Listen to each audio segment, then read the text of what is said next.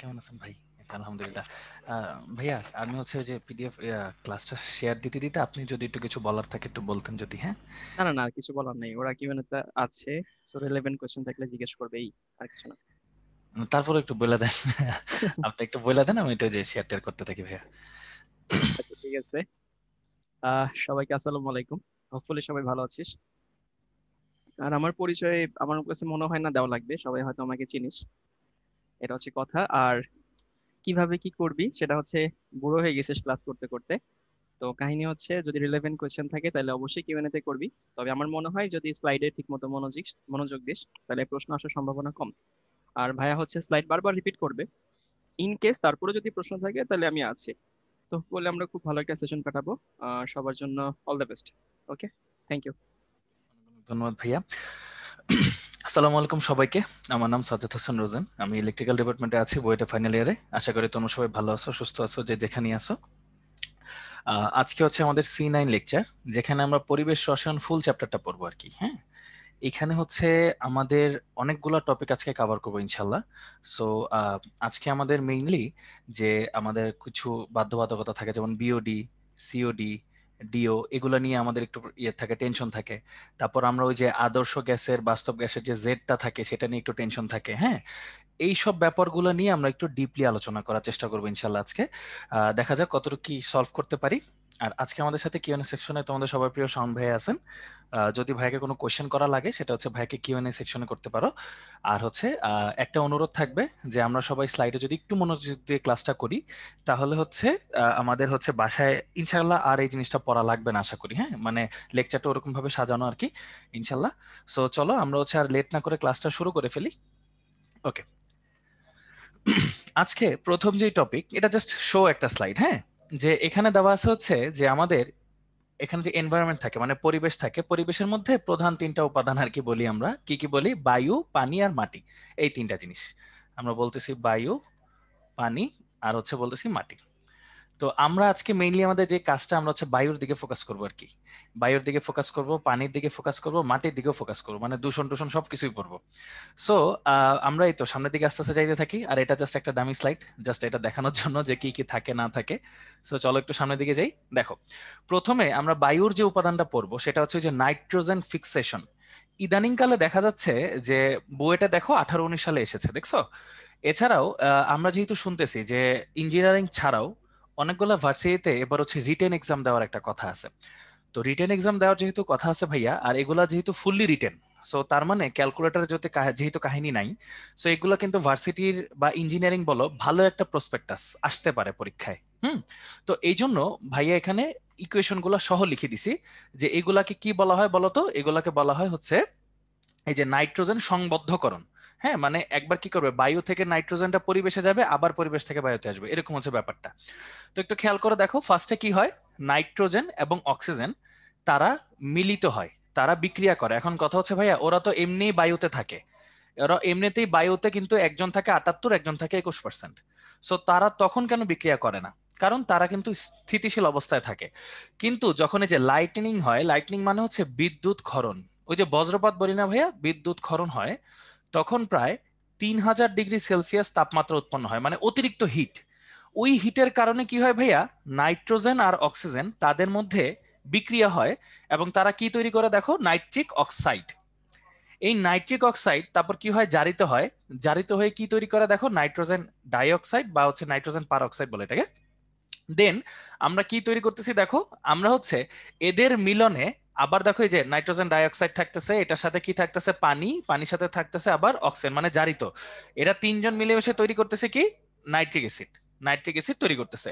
সেই নাইট্রিক অ্যাসিডটা, এই যে এটাকে বলা হচ্ছে চুন, চুন বা চুনাপাথর, এদের সাথে মিলিত হয়ে ক্যালসিয়াম নাইট্রেট আকারে থাকবে। ক্যালসিয়াম নাইট্রেট মানে হচ্ছে ক্যালসিয়াম 2+ আর 2 নাইট্রেট মাইনাস, হ্যাঁ, এরকম আয়ন আকারে থাকবে। এবং মাটিতে থাকবে যেহেতু, এই আয়নগুলাকে লবণ হিসেবে কে শোষণ করে নিবে ভাইয়া? গাছপালাগুলো শিকড়ের মাধ্যমে শোষণ করে নিবে, তাই না? এই যে শিকড়ের মাধ্যমে শোষণ করে নিবে। তারপর আস্তে আস্তে এই জিনিসগুলা মানে রিভার্স হইতেই থাকবে, হইতেই থাকবে, ঠিক আছে? সো এরকম হচ্ছে ব্যাপারগুলা। তো এখানে দেখো সুন্দর মতো, যে পরীক্ষায় যদি এরকম প্রশ্নগুলো আসে, যে বজ্রপাতের ফলে সংঘটিত বিক্রিয়া সমূহ লিখো, এই যে প্রথম বিক্রিয়াটাই কিন্তু বজ্রপাতের ফলে সংঘটিত বিক্রিয়া, এবং কিভাবে উদ্ভিজ প্রাণীজ প্রোটিন তৈরিতে সাহায্য করে, মানে মেইন কথা এখানে বুঝাইছে নাইট্রোজেন ফিক্সেশনের ঘটনা। সো পুরো এই 4টা বিক্রিয়া লিখলেই তোমরা পাবো হচ্ছে 10-এ 10। হ্যাঁ, খুব সিম্পল কিন্তু জিনিসগুলো। হ্যাঁ, আচ্ছা, তো চলো একটু সামনের দিকে আসি। এরপরে আমরা যে জিনিসটা নিয়ে প্রথমে আলোচনা করব সেটা হচ্ছে, দেখো, পানির বিশুদ্ধতার মানদণ্ডের মধ্যে কয়েকটা বিষয় রয়েছে। একটা হচ্ছে ক্ষরতা, একটা হচ্ছে পিএইচ এর ব্যাপার স্যাপার, একটা হচ্ছে দ্রবীভূত অক্সিজেন, এবং আরেকটা হচ্ছে টিডিএস এর ব্যাপার স্যাপার। টিডিএসটা কি এটা একটু পড়ি। হ্যাঁ, দেখো, টিডিএস বলতে বোঝায় টোটাল ডিজলভ সলিড। মানে এটা তোমাদেরকে একটু ভিজুয়ালাইজ করানোর চেষ্টা করি। তোমরা হয়তো তোমাদের আব্বু আম্মুকে বা তোমরা নিজেরাই পানি হচ্ছে গরম করছো।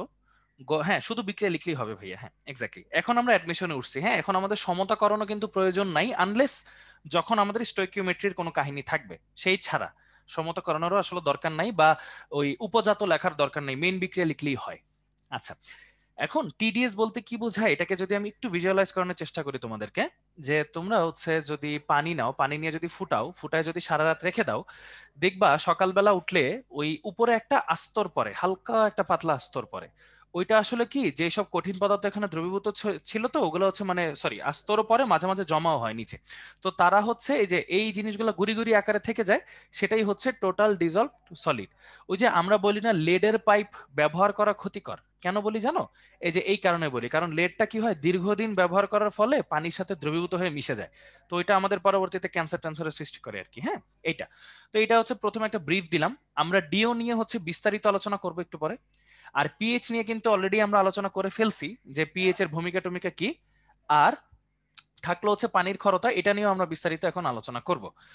আচ্ছা, তোমরা হয়তো চিত্রে দেখতেই পাচ্ছ ফ্রেশ ওয়াটার দেখতে কেমন হয়, আর পলিউটেড ওয়াটার মানে দূষিত ওয়াটার দেখতে কেমন হয়। সো চলো একটু সামনের দিকে আমরা যাই।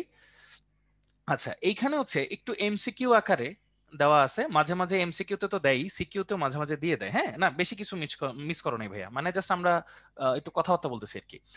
সো দেখো, ক্ষরতার এগুলো হচ্ছে হাইয়েস্ট ভ্যালু, যেগুলো থাকলে ঠিক আছে, বলা যায় যে না ঠিক আছে পানি ঠিকঠাক আছে। এগুলোর বেশি হইলে খারাপ, কম হইলে খারাপ, এরকম অনেক ইয়ে থাকে, ব্যাপার স্যাপার থাকে। যেমন বিশ্ব স্বাস্থ্য সংস্থা কর্তৃক এগুলো হচ্ছে নির্দিষ্ট মান, এর বেশি হইলে জিনিসটা দূষিত পানি হিসেবে চিহ্নিত হবে আর কি। কিন্তু ডিওর মানটা বেশি থাকা ভালো। তো এগুলো নিয়ে আমরা আলোচনা করবো আসলে জিনিসগুলা কি। তো চলো সামনের দিকে আসি। এইখানে দেখো ভাইয়া হচ্ছে চিত্র সহকারে দিয়ে দিছি, কারণ অনেক উৎসুক জনতা আছো যারা হচ্ছে জিজ্ঞেস করো যে ভাই এগুলা কিভাবে হয়, সো তাদের জন্য এটা দেওয়া। তো পুরাটা তোমাদেরকে বলি। ক্ষরতা হচ্ছে দুই ধরনের হয়, একটা হচ্ছে অস্থায়ী ক্ষরতা আর একটা হচ্ছে স্থায়ী ক্ষরতা। ঠিক আছে, আচ্ছা একটা মিনিট তোমরা একটু হোল্ডে থাকো।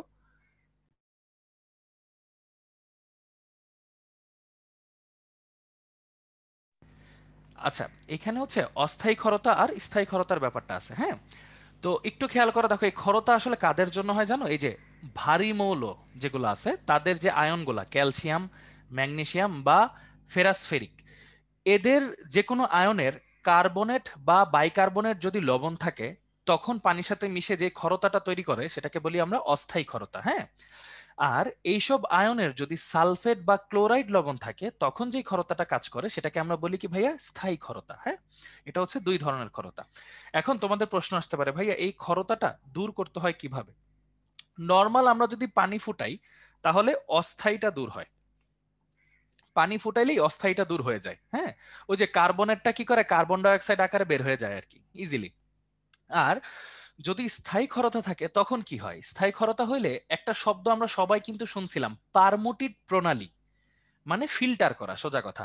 এই যে যারা হচ্ছে একটু উৎসুক তাদের জন্য হচ্ছে এখানে চিত্র সহ ব্যাখ্যা দেওয়া আছে যে কিভাবে কিভাবে এটা আলাদা করা হয়। এই যে সফট ওয়াটার মানেই হচ্ছে ওই যে মৃদু পানি, যেটা আমাদের মেইন উদ্দেশ্য কি থাকে, মৃদু পানি বের করা। তো কিভাবে ফিল্টার করে এটা বের করে সবগুলো এখানে সুন্দর মতো দেওয়া আছে। সো আমরা আশা করি জিনিসগুলো সবাই ধরতে পারছি, যে অস্থায়ী ক্ষরতা ফুটাইলেই চলে যায়, স্থায়ী ক্ষরতা ওই যে এরকম ফিল্টার করা লাগে, তারপর জিনিসটা চলে যায়। আচ্ছা, এরকম সিম্পল সিম্পল ঘটনা। তো চলো একটু সামনের দিকে আমরা আসি। এগুলো হচ্ছে রিডিং পড়ার জন্য। হ্যাঁ, এমসিকিউ তে আসে, সিকিউ তেও দিয়ে দিতে পারে আর কি। হ্যাঁ, আচ্ছা, তাহলে ক্ষরতাটা যদি আরেকবার সামারি করি, তোমাদের বলি। হ্যাঁ, আয়ন এক্সচেঞ্জ পদ্ধতি, এক্স্যাক্টলি হারুন। একটা যদি সামারি করি, সামারিটা হচ্ছে অনেকটা এরকম, যে যদি আমাদের ক্যালসিয়াম, ম্যাগনেসিয়াম বা ফেরাসফেরিক এরকম ভারী মৌলের কার্বনেট বা বাইকার্বনেট লবণ থাকে তখন হয় অস্থায়ী ক্ষরতা। আর যদি সালফেট বা ক্লোরাইড লবণ থাকে তখন হয় স্থায়ী ক্ষরতা। দূর করা দুইটা পদ্ধতি নিচে আলোচনা করা হয়েছে। আচ্ছা, তো চলো এবার একটু সামনের দিকে যাই। এবার তাদের মানগুলো বের করার চেষ্টা করি একটু। দেখো, এখানে কয়েকটা কথাবার্তা লেখা আছে, আগে প্রশ্নটা মনোযোগ দিয়ে পড়ি। তার আগে তোমাদের একটা ছোট্ট কথা বলি, যেহেতু আমরা হচ্ছে ক্লাসটা নিচ্ছি এবং পুরো ম্যাথগুলো করে দিচ্ছি ভাইয়া, হ্যাঁ, সো হচ্ছে তোমাদের নোট করার কোনো দরকার নাই আপাতত, এবং তোমরা হচ্ছে ওই পিডিএফটা পরে দেখে নিলেই আশা করি তোমরা বুঝতে পারবা, নোটের মতো সবকিছু লিখে দেওয়া থাকবে, সমস্যা নেই। হ্যাঁ, তো চলো কোয়েশ্চেনগুলো মনোযোগ দিয়ে পড়ি আগে। দেখো, ক্যালসিয়াম আয়নকে ক্যালসিয়াম কার্বনেট হিসেবে সম্পূর্ণরূপে অধঃক্ষিপ্ত করতে 200 ml আয়তনের একটি পানির নমুনায়, তাহলে বুঝতেছো পানির নমুনাটার মধ্যে কে আছে, আসলে ক্যালসিয়াম কার্বনেট আছে, ওর কথা বলা হয়েছে। হ্যাঁ, 0.025 মোলার ঘনমাত্রার 5 ml সোডিয়াম কার্বনেট দ্রবণ প্রয়োজন হলো পানির নমুনা বলতে আসলে ক্যালসিয়াম কার্বনেট, এটার ক্ষরতা পরিমাপ করো, মানে ক্যালসিয়াম কার্বনেটের কাহিনীগুলো পরিমাপ করতে বলছে। আশা করি তোমাদের একটা ছোট্ট জিনিস মনে আছে যে পিপিএম বলতে আসলে ভাইয়া বুঝায় মিলিগ্রাম পার লিটার, এই জিনিসটা বুঝায়। আশা করি তোমাদের মনে আছে জিনিসগুলা। আচ্ছা, তো এখন কয়েকটা ব্যাপার একটু বলি তোমাদেরকে। দেখো, স্টোইকিওমেট্রিটা ইউজ করবো আমরা। মনে করো আমরা একটা ক্যালসিয়াম আয়ন নিলাম, এই আয়নটা যদি সোডিয়াম কার্বনেটের সাথে যদি আমরা ওই যে আয়ন এক্সচেঞ্জ পদ্ধতিটা যদি একটু চিন্তা করে দেখি, তাহলে দেখব যে ক্যালসিয়াম কার্বনেট প্লাস 2Na, ব্যাপারটা একটু চিন্তা করো। স্টোইকিওমেট্রি, হ্যাঁ, এটা দেখো রেশিও 1, এটাও 1, 1:1। তাহলে একটু খেয়াল করে দেখো, আমরা লিখতে পারি না যে এন অফ ক্যালসিয়াম কার্বনেট বা এই যে এটার সাথেও যদি মিলাও, যে কোনো একটা মিলাইলেই হবে, ইকুয়াল টু আমরা বলতে পারি এন অফ সোডিয়াম কার্বনেট, এরকম করে সুন্দর মতো কিন্তু মিলাইতে পারি। হুম, আচ্ছা, মানে 1:1। তো এবার দেখো, এটাকে আমরা কি বলতে পারি, এটাকে বলতে পারি ভি লিটার ইন্টু এস, এটা তো আমরা জানি। ঠিক তেমনি এটাকে আমরা কি বলতে পারি, ভি লিটার ইন্টু এস। এই তো এরপর দেখো, এটার আয়তন কত দেওয়া আছে, 200 ml, আমরা লিটারে নিতে হবে, তাই 1000 দিয়ে ভাগ করে নিলাম, ইন্টু ঘনমাত্রা, ইকুয়াল টু এটার দেওয়া আছে 5 ml ডিভাইড বাই 1000 ইন্টু ঘনমাত্রা 0.025। সুতরাং এখানে আমাদের এস এর যে ভ্যালুটা ভাইয়া, এস এর ভ্যালুটা আমাদের আসা উচিত কত, আমরা সবাই একটু চ্যাট বক্সে দেখি, তোমরা যদি অ্যান্সার করতে পারো আর কি, ক্যালকুলেটরে না করলেও সমস্যা নেই, ভাইয়ের কাছে লেখা আছে, দেখলেই হবে। সেটার অ্যান্সার আসবে হচ্ছে তোমাদের 6.25 ইন্টু 10⁻⁻⁴, হ্যাঁ, 10⁻⁻⁴ মোল পার লিটার, মানে মোলারিটি আর কি। হ্যাঁ, এটাই আসবে। এখন তোমাদের কি মনে আছে ভাইয়া পিপিএম এককে কিভাবে কনভার্ট করে, তোমাদের কিন্তু মনে থাকার কথা ভাইয়া, তাই না? এটা ছিল 1000 ইন্টু এম ইন্টু এস। এখানে কার এমটা ব্যবহার করব, এখানে এম অফ ক্যালসিয়াম কার্বনেট ব্যবহার করব, মানে হচ্ছে 100। সো আমরা যদি মানগুলো বসাই দিই, মানগুলো বসালে অ্যান্সার আসবে হচ্ছে 62.5 ppm। ঠিক আছে, এই তো। তাহলে আশা করি সবাই জিনিসটা বুঝে গেছি। হ্যাঁ, মনিমুল এটা করে রাখা ভালো আর কি। হ্যাঁ, দুইটাই এমএলএ আছে আমি জানি, লিটার না নিলেও হইতো, বাট ওই যে কনসেপচুয়ালি নিয়ে রাখা ভালো, পরে আবার হঠাৎ করে পিডিএফ দেখলে বুঝবে ভাইয়া তো এমএলএ নিছেন কিন্তু উপরে লিটার লিখছেন। আমি ওই যে উপরে লিটার শব্দটা লিখেছি তো এই কারণে। হ্যাঁ, তোমরা না লিখলেও সমস্যা হবে না আশা করি। ওকে, সো চলো আমরা আশা করি জিনিসটা বুঝে গেছি, তো চলো একবার রিপিট করে দেই, রিপিট করে পুরোটা শেষ করি। হ্যাঁ, মনোযোগ দিয়ে দেখো, পেনের কালারটা একটু চেঞ্জ করি। দেখো, এখানে হচ্ছে খেয়াল করে দেখো, ক্যালসিয়াম আছে আয়নকে সোডিয়াম কার্বনেট আয়নের সাথে আমরা কি করার চেষ্টা করলাম, ওই যে স্টোইকিওমেট্রি করার চেষ্টা করলাম, তো দেখলাম 1:1 সাথে মিলে। সো আমরা বলতে পারি ক্যালসিয়াম কার্বনেটের মোল সংখ্যা আর সোডিয়াম কার্বনেটের মোল সংখ্যা সমান। সেই ক্ষেত্রে যে এখানে এন মানে হচ্ছে V into S, V into S দিয়ে তাদের মানগুলো বসায় আমরা একটা ঘনমাত্রা পাইলাম, কার, ক্যালসিয়াম কার্বনেটের ঘনমাত্রা। আচ্ছা, এখন একটু খেয়াল করে দেখো, এইখানে এখানে যে 1000 ms, এমটা যে ক্যালসিয়াম কার্বনেটের এমটা 100 কিভাবে, এই কোয়েশ্চেনটা তোমরা উত্তরটা কিভাবে বুঝবা, এটা হচ্ছে তাদের আণবিক ভর ভাইয়া। হ্যাঁ, নিজেরা ক্যালকুলেটরে 40 প্লাস 12 প্লাস 3 × 36 এরকম করে ইউজ করলে আশা করি তোমরা বের করতে পারবা। তো এটা করলে আসে 100। তো এইভাবে যদি এইগুলো বের করো তখন এরকম আসবে। হ্যাঁ, তো আমরা এখানে আসলে কারটা বের করব, ক্যালসিয়াম আয়নেরটা বের করব নাকি কার্বনেটেরটা বের করব? তোমাদের কি মনে আছে ভাইয়া, ক্ষরতা কি ক্যালসিয়াম আয়নের জন্য হয় নাকি লবণটার জন্য হয়? লবণটার জন্য হয়, তাই না ভাইয়া? সো আমরা কিন্তু পুরো লবণটাকে নিব, মানে ক্যালসিয়াম কার্বনেটটাকে নিব। হ্যাঁ, এই ছোট্ট ছোট্ট জিনিসগুলো একটু মাথায় রেখো, আশা করি জিনিসগুলো আমরা বুঝবো বা বুঝি। আচ্ছা, গেল। তো এই জন্যই আমরা ক্যালসিয়াম কার্বনেটটা নেওয়া হয়েছে। হ্যাঁ, তো আশা করি আমরা সবাই এতটুকু পর্যন্ত বুঝছি না, একটু চ্যাট বক্সে জানাও তো কষ্ট করে। দেখো বুয়েট 17-18-তে আসছিল এটা। হ্যাঁ, বুয়েট 17-18। আচ্ছা, সবাই একটু রেসপন্স দেওয়ার চেষ্টা করো, তাহলে হচ্ছে মানে ভাইয়াও বুঝবো আর কি যে কতটুকু কি বুঝলা। হ্যাঁ, থ্যাংক ইউ, সবাই সুন্দর মতো বুঝলা। খরতা বলতে হ্যাঁ আসলে ওই যে কতটুক লবণ দ্রবীভূত আছে সেটা বুঝাইছে আর কি। ইকুয়াল না হলে ম্যাথ ওইভাবেই করবা, না হলে যেভাবে করে V1S1/V2S2, হ্যাঁ ওইরকম করে করলেই হবে। আচ্ছা, সুস্মিতা এক্সাম হলে ক্যালসিয়াম 2+টা লিখতা। এটা আসলে কনসেপচুয়ালি দেখো একটু আগেই বললাম, কিন্তু আয়নের লবণের জন্য হয় কিন্তু আসলে, বুঝছো? এই আর কি, দুইটাই ঠিক ধরা যায়, কিন্তু আসলে আমি প্রিফার করব পুরো ঘনমাত্রাটা নিতে আর কি। আচ্ছা, তো এবার আসি হচ্ছে দেখো ডিওর কাহিনীতে। ডিও জিনিসটা আসলে কি, এটা কিন্তু তোমরা সবাই জানো, মানে ডিজলভ অক্সিজেন। এটা তোমাদের বলি, হুম, একটু মনোযোগ দিয়ে শুনো। দেখো, মনে করো তুমি এরকম একটা মানে একটা পুকুর নিলা, মনে করো এটা একটা পুকুর। পুকুরের মধ্যে কি কি আছে বলো তো? অনেক ধরনের উদ্ভিদ আছে, প্রাণী আছে, ওদের বেঁচে থাকার জন্য কি দরকার ভাইয়া? ওদের বেঁচে থাকার জন্য হচ্ছে অক্সিজেন দরকার। এখন ঘটনা হচ্ছে কি, যে এই অক্সিজেন, ন্যূনতম যেই পরিমাণ অক্সিজেন তাদের বেঁচে থাকার জন্য, সার্ভাইভ করার জন্য দরকার, তাকে বলা হয় কি, তাকে বলা হয় হচ্ছে ডিও বা ডিজলভড অক্সিজেন। হ্যাঁ, এই ডিজলভড অক্সিজেনেরই আসলে দুইটা পার্ট ভাইয়া। একটাকে বলা হয় শ্বসন, আর আরেকটাকে ভাইয়া বলা হয় পচন। এই পচনটাকে আবার আমরা দুই পার্টে ভাগ করি, এই যে যেটাকে আমরা বলি বিওডি এবং সিওডি। দুইটার কিন্তু সিমিলার, ম্যাথের টাইপ কিন্তু সিমিলার, প্রসেসটা আলাদা। পুরোটা বোঝাবো, টেনশনের কোনো রিজন নেই। ডিও হচ্ছে দুই প্রকার, মানে যতটুকু অক্সিজেন আছে সেটা দুই ভাগে ভাগ হয়, শ্বসন কাজে এবং পচন কাজে। তাহলে চিন্তা করে দেখো ভাইয়া, বিওডি সিওডি যদি বেশি হয় তাহলে শ্বসনে কাজটা কম পড়বে, শ্বাস নিতে পারবে না, মারা যাবে, মানে বাস্তু সংস্থা নষ্ট হবে। আবার শ্বাস প্রশ্বাস যদি বেশি নেয় তাহলে পচাইতে পারবে না, তাহলে পরিবেশ আরো দূষিত হবে। সো বুঝতে পারছো, এই যে বাস্তু সংস্থান যে ব্যালেন্স বজায় রাখে, বুড়িগঙ্গা যে নষ্ট হয়ে গেছে, এই যে এই কারণে ব্যালেন্স ছিল না তাই। বুঝছো, এই হচ্ছে ঘটনাগুলা। একটু চিন্তা করলেই কিন্তু কেমিস্ট্রি জিনিসটা আসলে অনেক উপভোগ্য একটা সাবজেক্ট, হ্যাঁ, মানে কঠিন কোনো সাবজেক্ট না। ওকে, সো চলো, এখন হচ্ছে আমরা ওই যে ডিও বিওডি সিওডি মেথডটা বোঝার আগে আমাদের একটা ছোট্ট জিনিস বুঝতে হবে, সেটা হচ্ছে উইঙ্কলার মেথড। এরকম অনেক অসংখ্য অনেকগুলো মেথড আছে, যে মেথডগুলো দিয়ে এই ডিও বিওডি সিওডি এগুলো বের করা যায়। তো এগুলো বের করার আগে তোমাদেরকে একটা ছোট্ট জিনিস জিজ্ঞেস করি, তোমাদেরকে এরকম কিছু মনে আছে ভাইয়া? টাইট্রেশন কিন্তু আমরা করছিলাম আগের দিনই সম্ভবত, টাইট্রেশন করছিলাম, এবং সেখানে কিন্তু আমরা ওই যে জানা অজানা এরকম কথাবার্তা কি বলছিলাম না? প্রমাণ দ্রবণ, অজানা দ্রবণ, তোমাদের কি মনে পড়ে ব্যাপারগুলা? জাস্ট এইটুক মনে পড়লেই আমাদের কাজ শেষ। বিশ্বাস করো, এইটুক মনে পড়লেই কাজ শেষ, আমরা যদি জাস্ট অনুপাতগুলো ধরতে পারি সবাই, হ্যাঁ। আর কোনো ঝামেলা নেই, হ্যাঁ, জানা অজানা গুলো বুঝতে পারলেই হবে ইনশাল্লাহ।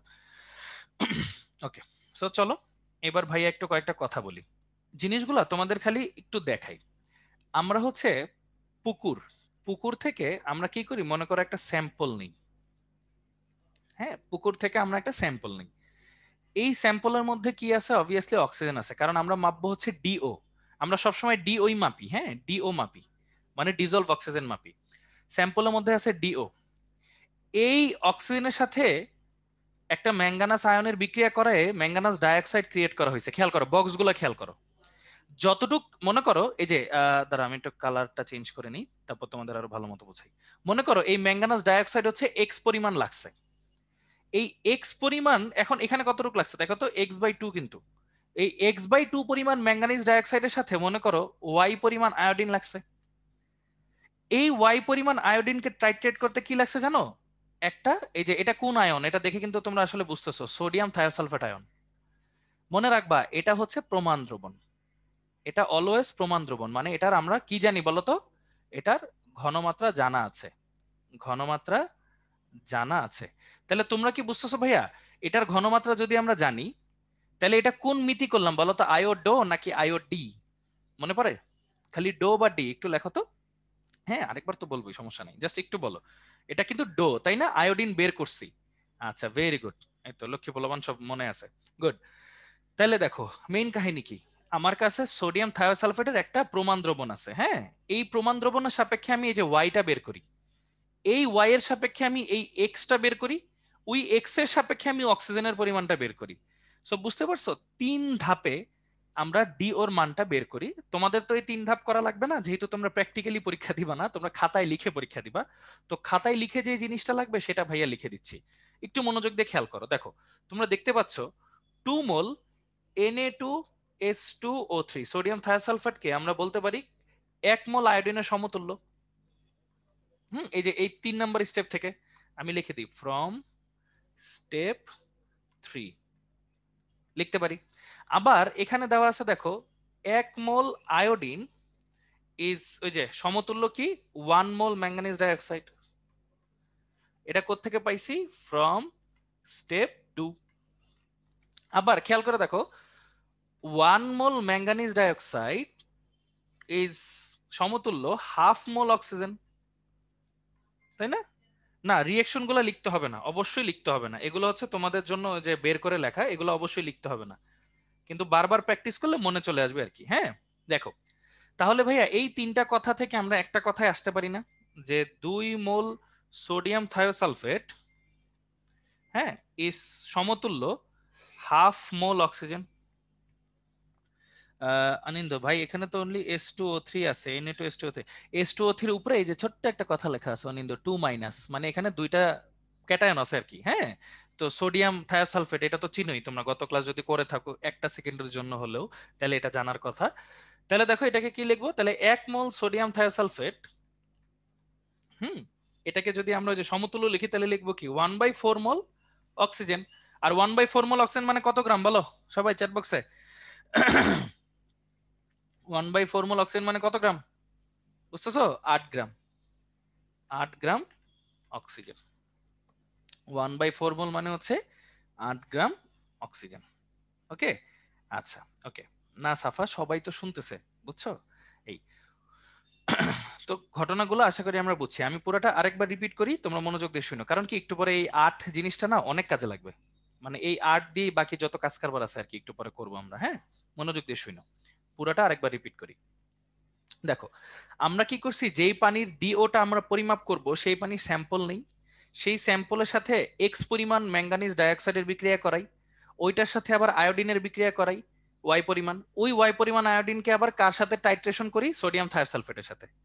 হ্যাঁ, ওই সোডিয়াম থায়োসালফেটটা হচ্ছে প্রমাণ দ্রবণ। প্রমাণ দ্রবণ মানে কি? যার ঘনমাত্রাটা আমরা জানি। তো ঘনমাত্রাটা জানা আছে তার অর্থটা কি? ঘনমাত্রা জানা আছে মানে কি, ওর সাপেক্ষে, ওর সাপেক্ষে আমরা আয়োডিন জানতে পারবো, আয়োডিন জানলে ম্যাঙ্গানিজ ডাইঅক্সাইড, ম্যাঙ্গানিজ ডাইঅক্সাইড জানতে পারলে অক্সিজেন। ওইখান থেকে আমরা এরকম একটা শর্ত নিয়ে আসছি যে 1 মোল সোডিয়াম থায়োসালফেট ইকুয়াল টু হচ্ছে 8 গ্রাম অক্সিজেন। এইবার তোমাদেরকে আমি একটা কথা বলি, এরপর থেকে ম্যাথে আমি যদি কোনো কিছু ইউজ করি 8, তাহলে তো বুঝবা যে 8টা কেন ইউজ করছি, 8টা আসলে কার। আমি যদি এরপর থেকে ম্যাথে কোনো 8 ইউজ করি তাহলে তো বুঝবা যে 8টা কার অক্সিজেন। একটু হৃদয় দেখো, এটা x/2 লিখছি কারণ এটা হাফ মোল, এই কারণে, মানে 1 মোল, আগে ছিল 2 মোল, এই কারণে। হ্যাঁ, একটু দেখলেই বুঝবা, এরপর থেকে 8 ইউজ করলেই বুঝবা এটা কিন্তু অক্সিজেনের। হ্যাঁ, বাস এইটুকু কথা আপাতত মাথায় ঢুকায় নাও, তারপর বাকি কাজ চলো আমরা পরে করি। আচ্ছা, এবার তোমাদেরকে ডিওর একটা সূত্র লিখে দিই, এই সূত্রটা সারা জীবন পড়বা। ডিও ইকুয়াল টু, হ্যাঁ, 8 ইন্টু 1000, নিচে হচ্ছে ওয়াই ইন্টু, এখানে হচ্ছে ভি ইন্টু এস। এখানে আবার কিসব কথাবার্তা লিখছি সেটা একটু বলি তোমাদেরকে। দেখো এটার ইউনিট ডিরেক্টলি আসবে পিপিএম এ। আচ্ছা, কেমনে পিপিএম এ কি আসবে না আসবে এটা প্রমাণে যাব না, কিন্তু বলে দিই কোনটা কি। ভিটা হচ্ছে এমএল এ আয়তন অফ সোডিয়াম থায়োসালফেট, কারণ সবসময় সোডিয়াম থায়োসালফেটের সাপেক্ষে জিনিসগুলো করা হয়, বা পটাশিয়াম থায়োসালফেট, যে কোনো একটা হইতে পারে। তারপর এসটা হচ্ছে ঘনমাত্রা অফ সোডিয়াম থায়োসালফেট।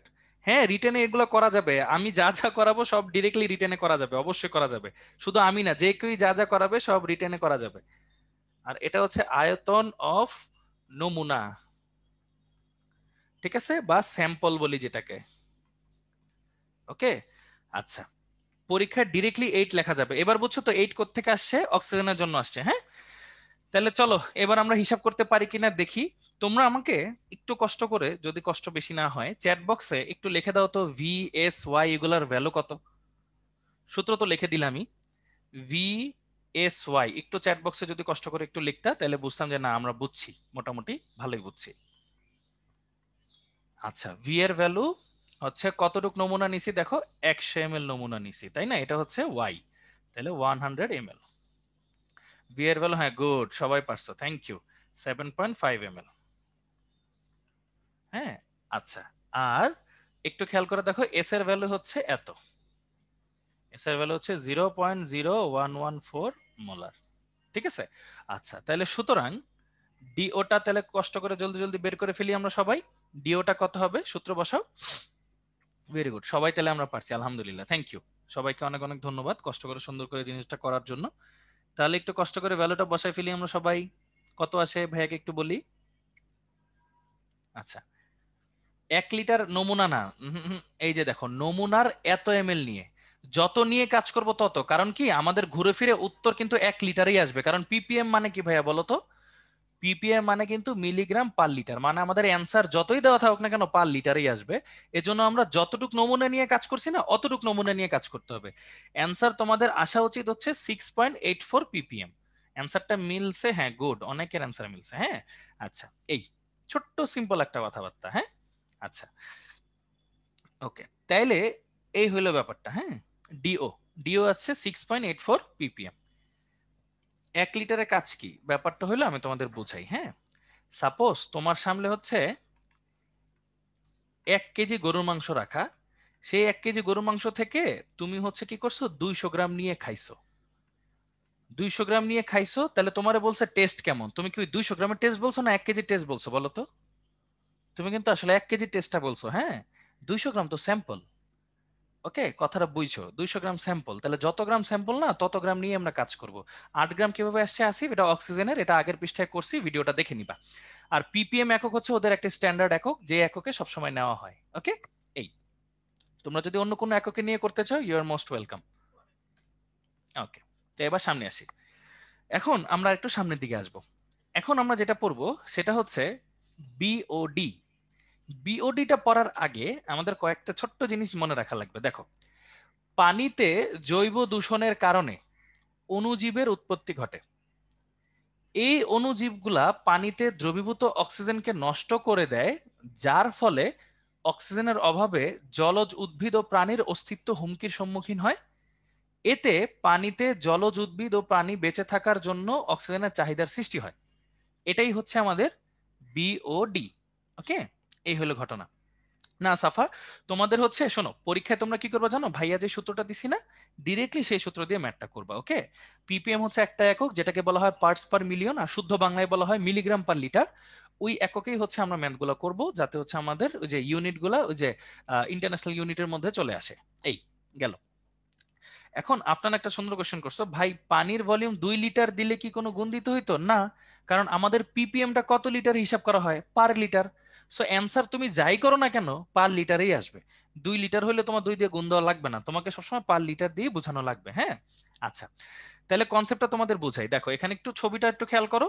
বিওডি হচ্ছে কি, বিওডি মানে কি, যে এতটুকু অক্সিজেন আমাদের চাহিদা আছে। আমি ভিতরে একটা ব্যাকটেরিয়া জন্ম নিল সাপোজ, ওই অণুজীব বা ব্যাকটেরিয়াটা কি করবে, অক্সিজেনটা নিজে শোষণ করে নিবে। তাহলে কি হয়েছে ভাইয়া বলো তো, টান পড়ে গেছে না? বুঝছো তো, মানে জলজ উদ্ভিদ টুদ্ভিদের জন্য অক্সিজেন টান পড়ে গেছে না? ওই যে যতটুক টান পড়লো ওইটা হচ্ছে ভাইয়া বিওডি।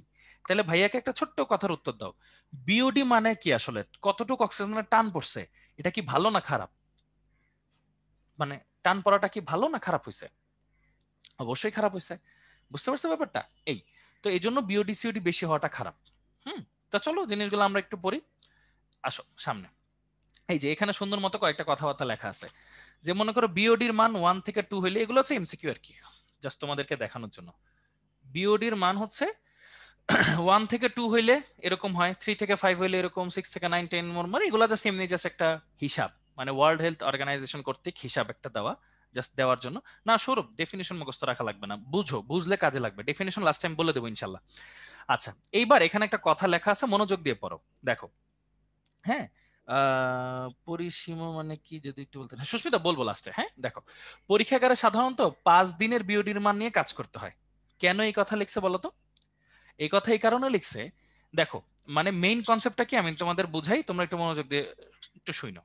মনে করো আমার কাছে একটা স্যাম্পল আছে, এটা হচ্ছে একটা স্যাম্পল।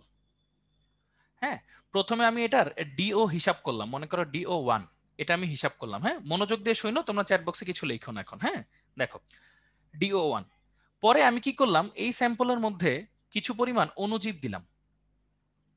অণুজীবগুলোকে মোটামুটি 5 দিন দিছি, বা তুমি মনে করো অন্য আরো যত ইচ্ছা দিন দিতে পারো, মোটামুটি একটা স্ট্যান্ডার্ড ভ্যালু হচ্ছে 5 দিন। হ্যাঁ, এই 5 দিন সময়ে অণুজীবগুলা কি করবে বলতো, অক্সিজেন নিয়ে নিবে। মানে অণুজীবগুলো নিজেরা অক্সিজেন খেয়ে ফেলবে। তখন ওই স্যাম্পলের মধ্যে আমরা কি করব, 5 দিন পরে একটা ডিও হিসাব করব। মনে করো DO2। তোমরা আমাকে সবাই বলো তো কোন ডিওটার ভ্যালু বেশি হবে, 1 নাকি 2? কোথায় অক্সিজেন এখনো বেশি আছে এটা বলো, একে নাকি 2-এ? এটা বুঝলে আমি বুঝবো যে তোমাদের কনসেপ্টটা ঠিক আছে। আচ্ছা, ভেরি গুড। আচ্ছা, গুড, এই তো একে।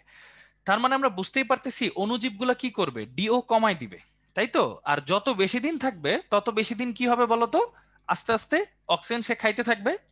তার মানে আমরা বলতেই পারতেছি DO1 is greater than DO2। আর যত বেশি দিন রাখবো তত জিনিসটা স্টেবল হবে, যে না বুঝতে পারবো কেমন কি।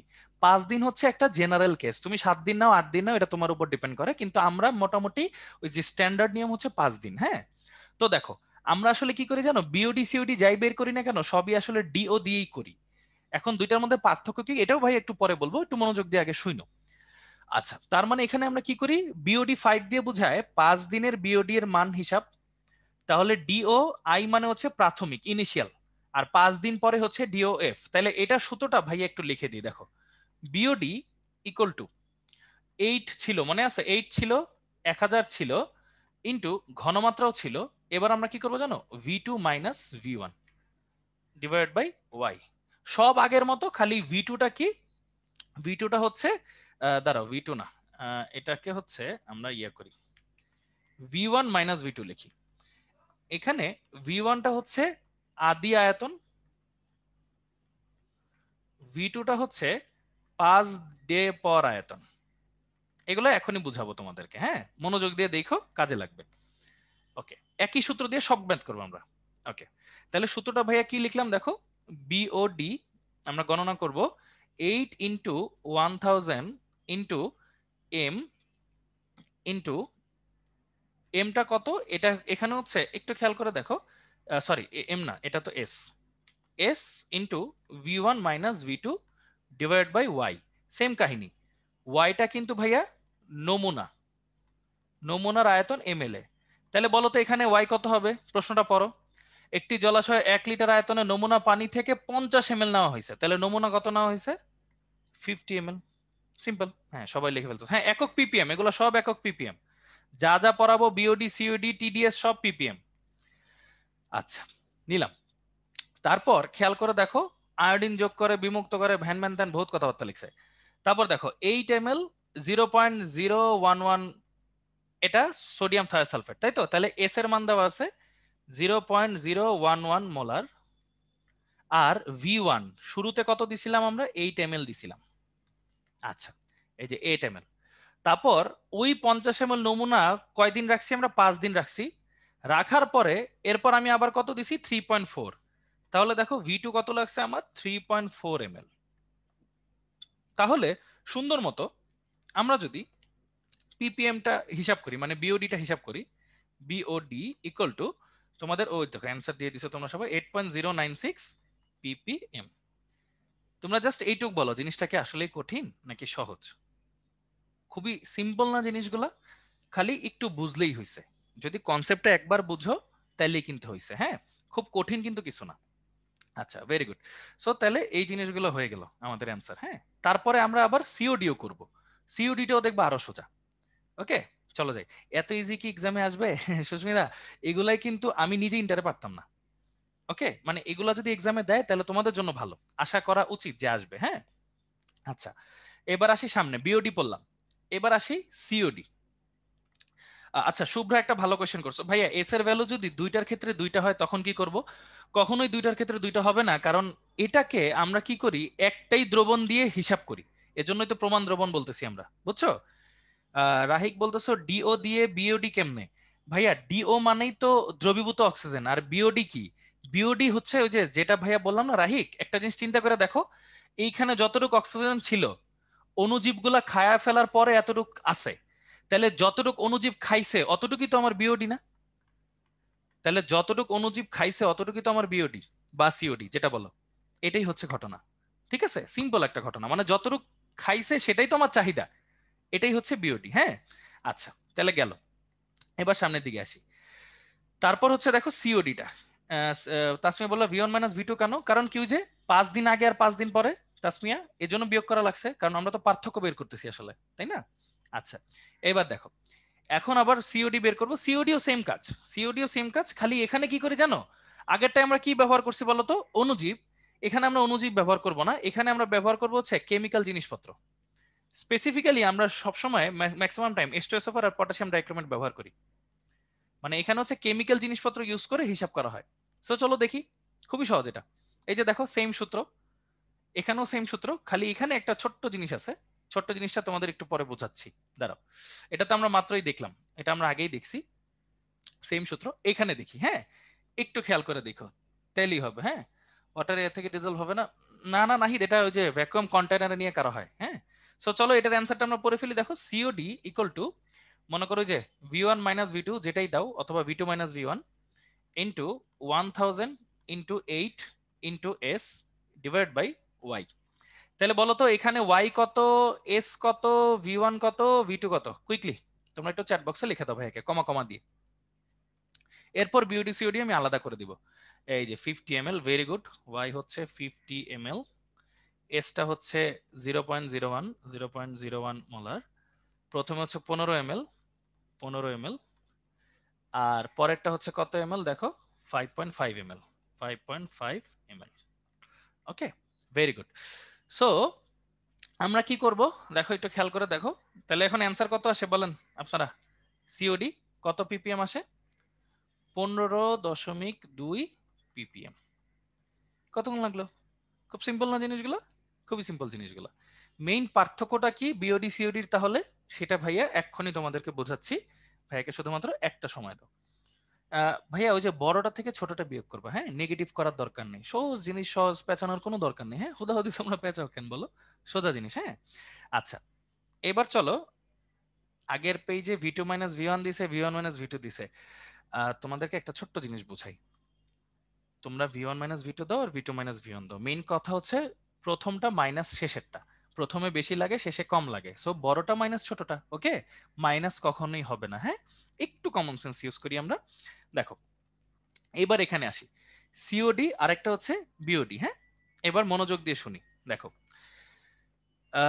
এইখানে কয়েকটা কথাবার্তা আছে। দেখো সাপোজ ওই যে ভাইয়া যেটা বলছিলাম, আবার ফার্স্টে আমরা কি করছি দেখো, দুইটা কেসেই কিন্তু ফার্স্টে আমাদের কাছে একটা স্যাম্পল ছিল। হুম, তারপর আমি এটাকে কেমিক্যাল দিছি অথবা অণুজীব দিছি, খেয়াল করো, কেমিক্যাল দিছি অথবা অণুজীব দিছি, তারপর কিছু সময় রাখছি, রাখার পরে আবার স্যাম্পলটার মধ্যে আমরা কি হিসাব করছি, ডিও হিসাব করছি। তাহলে এটা ছিল DO1, এটা হচ্ছে DO2। তাহলে এইখানে DO1 থেকে DO2টা যদি আমি বিয়োগ দিই, তাহলে সেটাকেই আমরা বলতেছি বিওডি বা সিওডি, যে কোনো একটা বলতেছি। কারণ কি বলতো ভাইয়া, কারণ হচ্ছে আমার কি হচ্ছে, প্রথমে অক্সিজেন অনেক বেশি ছিল, অণুজীব কেমিক্যাল দেওয়ার পর অক্সিজেন গুলো জারিত হয়ে নষ্ট হয়ে গেছে, তাহলে এখন অক্সিজেন কমে গেছে। তাহলে কি এই মাঝখানে চাহিদার সৃষ্টি হয়েছে না, এই কারণে ওই চাহিদাটাকেই তো বলা হয় কেমিক্যাল অক্সিজেন ডিমান্ড বা বায়োকেমিক্যাল অক্সিজেন ডিমান্ড। ওকে, এই এই জন্যই আমরা V1 থেকে V2 বিয়োগ করি অথবা V2 থেকে V1 বিয়োগ করি, যেটা বড় বড়টা থেকে ছোটটা বিয়োগ করবা। ঠিক আছে, একদম কমন সেন্সের একটা সূক্ষ্ম লাইন আছে, সেটা ইউজ করলেই হবে। এরপর আরেকটা জিনিস বলি, দেখো জৈব পদার্থ আরেকটা আছে অজৈব পদার্থ। এরা হচ্ছে আসলে দুই ধরনের পদার্থ, তোমাদেরকে একটু বুঝাই। দুই ধরনের, একটা হচ্ছে পচনযোগ্য, আরেকটা হচ্ছে পচন অযোগ্য। এটাও দুই ধরনের, পচনযোগ্য, আরেকটা হচ্ছে পচন অযোগ্য। হ্যাঁ এক্স্যাক্টলি রুহান, পচন অযোগ্য। আচ্ছা, পচন অযোগ্য বলতে কি বোঝায় জানো, যেখানে অক্সিজেন বেশি লাগে, যেখানে অক্সিজেনটা বেশি লাগে।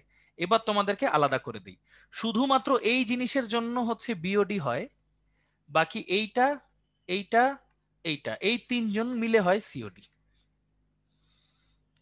আবার বিওডিতে কি ব্যবহার করা হয়, অণুজীব, এবং সময় লাগে কতদিন, 5 days অ্যাটলিস্ট। সিওডিতে ব্যবহার করা হয় হচ্ছে কেমিক্যাল, এবং সময় লাগে সর্বোচ্চ 2 থেকে 3 ঘন্টা।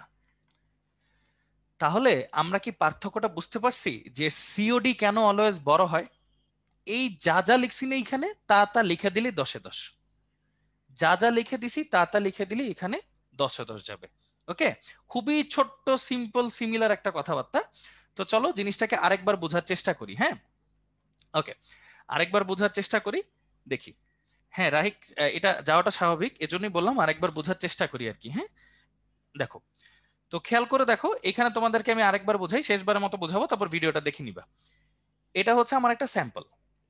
এই স্যাম্পলের মধ্যে পানি আছে, পানির মধ্যে অবশ্যই কি আছে, দ্রবীভূত অক্সিজেন। হ্যাঁ, তো এটাকে বলতেছি আমরা কি, DO1। এখন এখানে মনে করো অক্সিজেন আছে হচ্ছে 10টা। এখন আমি এটার মধ্যে কেমিক্যাল দিলাম, অণুজীব দিলাম, এখানে জারণ বিজারণ হবে, হওয়ার পরে অক্সিজেন কমে যাবে। কমে যাওয়ার পরে এইখানে মনে করো ডিও হয়েছে 5টা। তাহলে আমার অক্সিজেনের ঘাটতি কতটুকু হয়েছে, ঘাটতি 5টি। অক্সিজেনের ঘাটতি হয়েছে কিন্তু 5টি, খেয়াল করছো?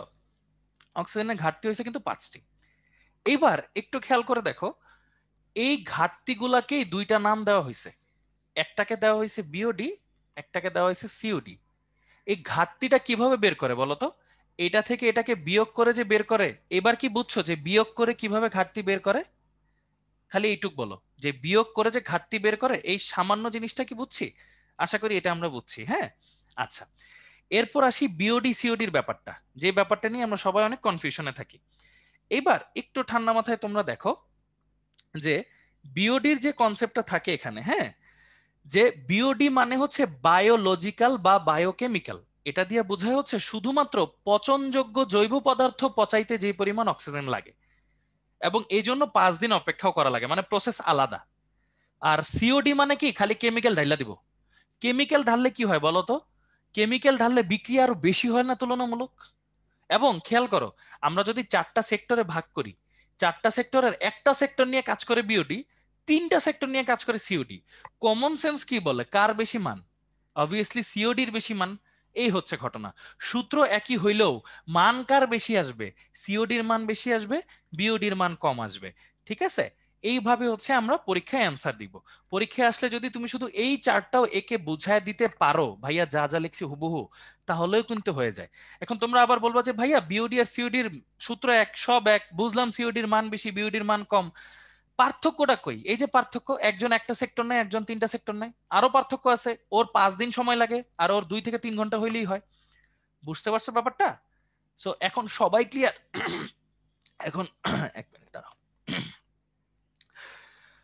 ওকে, এখন আশা করি সবাই তোমরা ক্লিয়ার হয়ে গেছো। হ্যাঁ, ওকে, থ্যাংক ইউ। সো এই জিনিসটা আমরা তাহলে বুঝলাম। এক্স্যাক্টলি, সিওডি বেশি হবে, রাইট, ভেরি গুড। আচ্ছা, হ্যাঁ, থ্যাংক ইউ মধু ভাইয়া। সো ওকে, তো গেল। এবার আমরা তাহলে এটা পারবো। এবার তাহলে আমরা শুরু করবো হচ্ছে আরেকটা সুন্দর টপিক, আদর্শ গ্যাস নিয়ে পড়াশোনা। আদর্শ গ্যাস নিয়ে পড়াশোনা আরো মজা। তাইলে আমরা যে তখন বিওডি সিওডির অঙ্ক একই হবে। হ্যাঁ, এক্স্যাক্টলি। আচ্ছা, তাহলে তোমাদের একটা মজার জিনিস বলি। হ্যাঁ, তাহলে তোমরা আমাকে একটু অ্যান্সারটা দাও সুন্দর মতো। না না, সিওডি বিওডি দুইটাই তো খারাপ। সিওডি বিওডি দুইটাই খারাপ, অবশ্যই দুইটা খারাপ, কারণ দুইটা তো ঘাটতি, তাই না? দুইটাই তো ঘাটতি, ঘাটতি মানেই খারাপ। আচ্ছা, তোমাদের একটা কোয়েশ্চেন করি, বলো তো, অণুজীব থাকলে ওইটা কি হবে, বিওডি না সিওডি? অণুজীব থাকলে বলো তো, অণুজীব থাকলে ওইটা কি হবে? BOD, very good. আর কেমিক্যাল থাকলে সিওডি, সোজা কথা।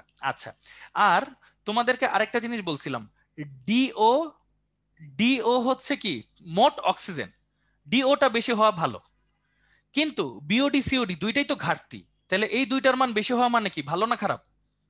বিওডি সিওডি, বিওডি সিওডি বেশি হওয়া মানে কিন্তু খারাপ। অক্সিজেন বেশি থাকুক এটা ভালো, কিন্তু ঘাটতি হওয়া তো খারাপ। সো কনসেপ্টটাকে আলাদা করতে পারছি আমরা, ডিও আর বিওডি সিওডি যে টোটালি উল্টা জিনিস। একটা হচ্ছে অক্সিজেন থাকা, আর একটা মানে হচ্ছে অক্সিজেনের ঘাটতি। ঠিক আছে, তো আমি আর কি মানে ক্লাসের মোটামুটি ম্যাক্সিমাম টাইম এটা সময় দিলাম। রাহিক, এটা আগে পড়াইছি তো, একটু ভিডিওটা দেখে নিও। ওকে, সো এটা হইলো ঘটনা আমাদের, এটুকু আশা করি পারছি। আচ্ছা, হ্যাঁ, থ্যাংক ইউ। সো চলো এবার হচ্ছে আমরা সামনের দিকে যাই। ওকে, বিওডি এর চেয়ে কি সিওডি কি বেশি খারাপ? আচ্ছা, আরেকটা মজার জিনিস রাজিন, চিন্তা করো, অণুজীব দেওয়া যেমন খারাপ, কেমিক্যাল দেওয়া তো আরো খারাপ। বুঝতে পারছো এই আর কি ব্যাপারটা? আচ্ছা, তো চলো এবার হচ্ছে আদর্শ গ্যাস নিয়ে কাজ করি। দুইটাই খারাপ আসলে, কোনটা খারাপ কম বলবা। আচ্ছা, এবার আসি, দেখো আদর্শ গ্যাসে, আদর্শ গ্যাস নিয়ে যখন আমরা পড়বো, তাদের পরিমাপক হিসাবে 4টা কোয়ান্টিটিকে আমরা ইউজ করি। একটা কি, না টিডিএস এর ম্যাথ নাই, টিডিএস এর ম্যাথ দিয়ে করবাটা কি, এটা তো খালি দ্রবীভূত থাকে, বের করা লাগে, ওই খরতার মতো আর কি, টিডিএস টা খরতার মতো। দেখো, ওই টিডিএস এর আরেক রূপই খরতা আর কি। তো দেখো পি ভি টি এন, খেয়াল করছো? চাপ, আয়তন, তাপমাত্রা, মোল সংখ্যা, এই চারটা হচ্ছে আমাদের আদর্শ গ্যাসের পরিমাপের জন্য ব্যবহার করা হয়, এই চারটা ইউনিট। তাহলে বলো তো ভাইয়া, আমি যদি যে কোনো দুইটা ইউনিটের মধ্যে সম্পর্ক স্থাপন করতে চাই, অন্য দুইটাকে কি ধরতে হবে? আমি যদি যে কোনো দুইটার মধ্যে সম্পর্ক স্থাপন করতে চাই, অন্য দুইটাকে অবশ্যই কি ধরতে হবে? ধ্রুবক ধরতে হবে। Very good. এই তো, আর এখানে জাস্ট একটু ভিজুয়াল রিপ্রেজেন্ট করা হয়েছে কোনটা দেখতে কেমন। ভেরি গুড, ধ্রুবক ধরতে হবে। সো চলো, তোমরা যেটা বললা সেটা আমরা একটু পরে পড়বো। আগে হচ্ছে ওই যে তোমাদের একক নিয়ে অনেক টেনশন থাকে, ভাইয়া কোন এককে কেমনে কি পড়বো না পড়বো, একটু বলে দিই যে ম্যাক্সিমাম টাইমে 1 সিসি এই শব্দটা লেখা থাকে, যেটা মানে হচ্ছে 1 সেন্টিমিটার কিউব। এটার মানেই হচ্ছে আসলে 1 মিলিলিটার। হ্যাঁ, এটার মানে হচ্ছে 1 মিলিলিটার। আর তোমরা যে 1 লিটার পড়ছো, 1 লিটার মানে হচ্ছে 1 ডেসিমিটার কিউব। হ্যাঁ, এরকম এই ব্যাপারগুলো একটু মনে রেখো। আর 1 মিটার কিউব মানে হচ্ছে 1000 লিটার। 1000 লিটার। প্রেসারের ক্ষেত্রে কিছু একক সুন্দর মতো থাকে, যেমন আমরা 1 বার এই শব্দটার নাম শুনছি, এটা মানে হচ্ছে 0.997 অ্যাটমসফিয়ার। হ্যাঁ, আবার 1 অ্যাটমসফিয়ার মানে কত প্রেসার আর কত পারদ চাপ, এটাও লেখা আছে এখানে। হুম। এই, না মিলিলিটার আর গ্রাম ভাইয়া, একটা ভর একটা আয়তন, দুইটা কি সমান হবে ভাইয়া? আমার তো ঘনত্ব দরকার, ঘনত্ব নিয়ে কিন্তু পড়তেছি না। হ্যাঁ, আচ্ছা। তো এটা হচ্ছে আমাদের ছোট ছোট ঘটনা। সো চলো ওকে, সো চলো এখন একটু সামনের দিকে যাই। এখন ওই যে সেম কাহিনী, যা যা পড়ছিলাম একটু আগে সেগুলারই রিপিটেশন। দেখো ভি সমানুপাতিক 1/পি, তাহলে এখানে ধ্রুবক কে কে বলো তো একটু? 1 বার আর 1 কাছাকাছি আর কি, ওইটার মানে লিখছি ভাইয়া, একটু কষ্ট করে দেখলে বুঝবা 0.99 মানে 1ই ধরা যায়। হ্যাঁ, টি আর এন হচ্ছে ধ্রুবক, তাই না? টি আর এন হচ্ছে ধ্রুবক। আচ্ছা, তাহলে এই রেখাগুলোকে আমরা ওই যে এন কে তো এত একটা বেল দিই না, আমরা ওই যে টি নিয়ে কাজ করি, এটাকে বলা হয় আইসোথার্মিক রেখা বা সমষ্ণ রেখা। ওকে, আইসোথার্মিক বা সমষ্ণ রেখা বলা হয়। ভি সমানুপাতিক টি, এটাতে কে কে কনস্ট্যান্ট বুঝতেই পারতেছো তোমরা সবাই, P R N constant, P R N হচ্ছে ধ্রুবক। তাহলে এটাকে আমরা কি বলতে পারি ভাইয়া? আইসোবারিক বা সমচাপীয় রেখা, সমচাপীয় রেখা বলা হয়। তারপর এখানে দেখতেই পাচ্ছ এখানে কে নেই, ভি আর এন ধ্রুবক, তাই তো? গ্রাফগুলা সব প্যাচ ইনশাল্লাহ দূর করার চেষ্টা করবো আজকে, একটু পরে গ্রাফগুলো পড়বো। ধ্রুবক, তাহলে এগুলাকে বলা হয় ভাইয়া আইসো ভলিউমেট্রিক, বা হচ্ছে আরেকটা বলা হয় আইসোকোরিক বা সম আয়তনীয়, সম আয়তনীয় রেখা। আর এখানে দেখো, এখানে হচ্ছে পি আর টি দুইটাই ধ্রুবক। সো এটাকে কিন্তু দুইটাই বলা যায় আইসোথার্মিক, আইসো মানে একই, আইসোথার্মিক বা আইসোবারিক দুইটাই কিন্তু বলা যায়। সো আশা করি আমরা জিনিসগুলা কিছুটা হইলেও বুঝি, এই জিনিসগুলা। আচ্ছা, এবার আসি ওদের গ্রাফের ক্ষেত্রে। গ্রাফটা 3 ধরনের হয়। 3 ধরনের গ্রাফ যদি আমরা ধরতে পারি, তাহলে আশা করি ইনশাল্লাহ আমাদের আর কখনো কোনো প্রবলেম হবে না। তো এটার জন্য তোমাদের এখন অ্যাবসলিউট মনোযোগ লাগবে। তোমরা হচ্ছে চ্যাট বক্স আর কিউএনএ তে থাইকো না দয়া করে, তোমরা এখন কষ্ট করে একটু স্লাইডে মনোযোগ দাও। এখন ভাইয়া হচ্ছে গ্রাফগুলো পড়াবো। দেখো, ভি ইজ প্রপোর্শনাল টু 1/পি, এটা দেওয়া আছে। এটার 3 ধরনের গ্রাফ হইতে পারে। কি কি হইতে পারে? মনে করো এই অক্ষ বরাবর ভি হইতে পারে, এই অক্ষ বরাবর হইতে পারে 1/পি, আবার এই অক্ষ বরাবর ভি হইতে পারে, এই অক্ষ বরাবর শুধু পি হইতে পারে, অথবা এই অক্ষ বরাবর পিভি হইতে পারে, আর এই অক্ষ বরাবর হইতে পারে মনে করো পি অথবা ভি, যে কোনো একটা হইতে পারে। তো কিভাবে আমরা অ্যান্সার গুলো করবো, দেখি গ্রাফগুলো দেখতে কেমন হয়। তোমরা তো জানো এই গ্রাফটা মূল বিন্দুগামী হবে, কিন্তু হচ্ছে ওই যে আমরা ডট ডট দেই কেন, ওই যে শূন্যের সাথে মিক্স করি না আর কি, আমরা শূন্যের সাথে মিক্স করি না। ওই যে আয়তন শূন্য হওয়া সম্ভব না, কিন্তু ম্যাক্সিমাম বইতে শূন্যর সাথে মিক্স করাই দিছে, ওই যে পরম তাপমাত্রা ধরছে আর কি। ঠিক আছে, এই ওই সেন্সে বলা যায় আসলে। তাহলে দেখো T3, T2, T1, আমি এদের সম্পর্কটা বের করবো আর কি এখন। হ্যাঁ, তারপরে যে এই গ্রাফগুলোও তো দেখছো আশা করি ইনশাল্লাহ, এগুলোও দেখছো। তাহলে এগুলো ভাইয়া লিখতেছি। তাহলে এটা হচ্ছে T3, T2, T1, এদের মধ্যে সম্পর্ক বের করব। হ্যাঁ, সব বুঝাই দিব, সমস্যা নেই ইনশাল্লাহ। একটু সময় দাও ভাইয়াকে, সময় দিলে ভাইয়া বুঝাই দিব। এটা, এটা, এটা, তাহলে হচ্ছে T3, T2, T1। গ্রাফগুলোতে mainly MCQ টাইপের তো কোশ্চেন আসেই, থিওরি আসলেও আমরা পারবো আর কি। হ্যাঁ, ইনশাল্লাহ আমরা পারবো। তো চলো একটু দেখি কিভাবে সলভ করা যায়।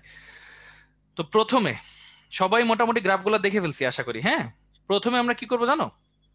প্রথমে হচ্ছে আমরা একটা লম্বা দাগ টানবো, একটা লম্বা দাগ টানবো, একটা লম্বা দাগ টানবো, তিনটা রেখাকে ছেদ করে। হ্যাঁ, ওইটা টানার দরকার নেই। একটা লম্বা দাগ টানবো, লম্বা দাগ টানে যে ওয়াই অক্ষের সাথে মিলাই দিব। ঠিক আছে, ওয়াই অক্ষের সাথে মিলাই দিব, খেয়াল করো, ওয়াই অক্ষের সাথে মিলাই দিব। এখানেও সেম কাজ করব, ওয়াই অক্ষের সাথে মিলাই দিব। হুম, ওয়াই অক্ষের সাথে মিলাই দিব। আচ্ছা, তো এখানে একটু তোমরা আশা করি দেখতে পাচ্ছ যে যদি তিনটা নাম দেই, suppose V3 T3, sorry V3 V2 V1, এখানেও নাম দিলাম মনে করো V3 V2 V1। তোমরা তাহলে কিন্তু বুঝার কথা এখানে যে এই চিত্র অনুসারে V3 V2 আর V1 হচ্ছে বড়। আর যেহেতু V সমানুপাতিক T, আমরা বলতে পারি T3 T2 T1। সিম্পল হয়ে গেল। এখানেও খেয়াল করো সেম, V3 V2 V1, কারণ কি V3 উপরে, V2 নিচে, V1 আরো নিচে। তাহলে কি বলতে পারি? T3 T2 T1, এটা বলতে পারি। আবার দেখো পিভি সমানুপাতিক টি, এটা তো আমরা জানি পিভি ইকুয়াল টু এনআরটি ওই সেন্সে। এখানে দেখো P1 সরি P3 V3, এটা হলো P2 V2, এটারে বলা যায় P1 V1। তাহলে দেখো P3 V3 greater than P2 V2 greater than P1 V1। তাহলে কি বলা যায়? T3 greater than T2 greater than T1। ব্যাপারগুলো কি সবাই বুঝতে পারছি? একটু চ্যাট বক্সে ভাইকে জানাই। খুবই সহজ, একটা দাগ টানবো আর খালি মিলাবো, আর কোনো কাজ নেই। ওকে, তাহলে হচ্ছে ওই মনে করো T3 সাথে সব ধরনের রিলেশন তোমরা সবসময় বের করতে পারবে ইনশাল্লাহ। ওকে, আচ্ছা, তো আমি তোমাদের একটা টেস্ট করি, দেখি তোমরা জিনিসটা কতটুকু বুঝছো। একটা জাস্ট টেস্ট, ছোট্ট একটা টেস্ট। টেস্টটা হচ্ছে, সাপোজ এইটা করলে আরেকবার বোঝানো হয়ে যাবে ইনশাল্লাহ। হ্যাঁ, অবশ্যই বলবো। দেখো এখানে মনে করো আছে ভি, এখানে আছে মনে করো হ্যাঁ পি, সরি টি। তাহলে 1 2 3, মনে করে এখানে দিলাম P3 P2 P1। এখানে সম্পর্কটা কেমন হবে একটু লেখো তো। হ্যাঁ, রিটেন এমসিকিউ যেটাতেই আসুক দাগ দিয়ে বসাই দিবা, তাহলেই হবে। বলো এটাতে অ্যান্সার কি হইতে পারে? আচ্ছা দাঁড়াও, আমি একটু অ্যান্সারটা একটু শর্ট করে দিই। P1 greater than P2 greater than P3, এটা হইতে পারে, অথবা P3 greater than P2 greater than P1, এটা হইতে পারে। তো তোমরা একটু লেখো এ অর বি, এটা লিখলেই হবে। এ নাকি বি, কোনটা হবে? ওকে, হ্যাঁ, ম্যাক্সিমাম মানুষ এ দিচ্ছ, কিছু কিছু মানুষ বি দিচ্ছ, সমস্যা নাই, যারা যেটা ইচ্ছা দাও, ভাইয়া এখনই সলভ করে দিব, প্যারা কিছু নাই। আচ্ছা, ওই যে যেটা বললাম, লম্ব একটা দাগ টানবো, দাগ টানার পর এই যে এখানে বিন্দুগুলো মিলাবো, মিলাইছি। এটা V3, এটা V2, এটা V1। তাহলে V3 greater than V2 greater than V1। আবার V আর P এর সম্পর্ক কি উল্টা, তাহলে কি হবে? 1/P3 greater than 1/P2 greater than 1/P1। So ultimately কি হবে? P1 P2 P3। তাহলে অ্যান্সার হচ্ছে এইটা রাইট, এটা রং। সবাই এখন একদম ক্লিয়ার হয়ে গেছো? রিপিট সহ কিন্তু, এটা কিন্তু রিপিটই করলাম আসলে। এবার ক্লিয়ার সবাই যে কেন এটা হবে অ্যান্সার? আচ্ছা, এবার তাহলে 100% clear. Thank you, very good, অনেক অনেক ধন্যবাদ সবাইকে। সো চলো এবার হচ্ছে আমরা সামনের দিকে যাই। এটা হচ্ছে গ্রাফের, যত ধরনের গ্রাফ আছে এখন সবগুলো পারবা, বক্ররেখা হোক, সরলরেখা হোক, লম্ব রেখা হোক, সব পারবা ইনশাল্লাহ। এবার আসি সামনে। এইটা প্রথম পোল আর কি আমাদের, যে এই পোলের অ্যান্সারটা কি হইতে পারে বলে তোমাদের মনে হয়? পোলটা আমি লঞ্চ করলাম, তোমরা একটু বুঝে শুনে অ্যান্সারটা দিও। হ্যাঁ, কি হইতে পারে বলে তোমাদের মনে হয়? দেখো এটা কিন্তু ক্যালভিন স্কেলে দেওয়া, হ্যাঁ, একটু খেয়াল করো কোন স্কেলে দেওয়া, কেমন দেওয়া, একটু কিন্তু চিন্তা করতে হবে। তাহলে একটু চিন্তা করে দেখো কত হয় না হয়।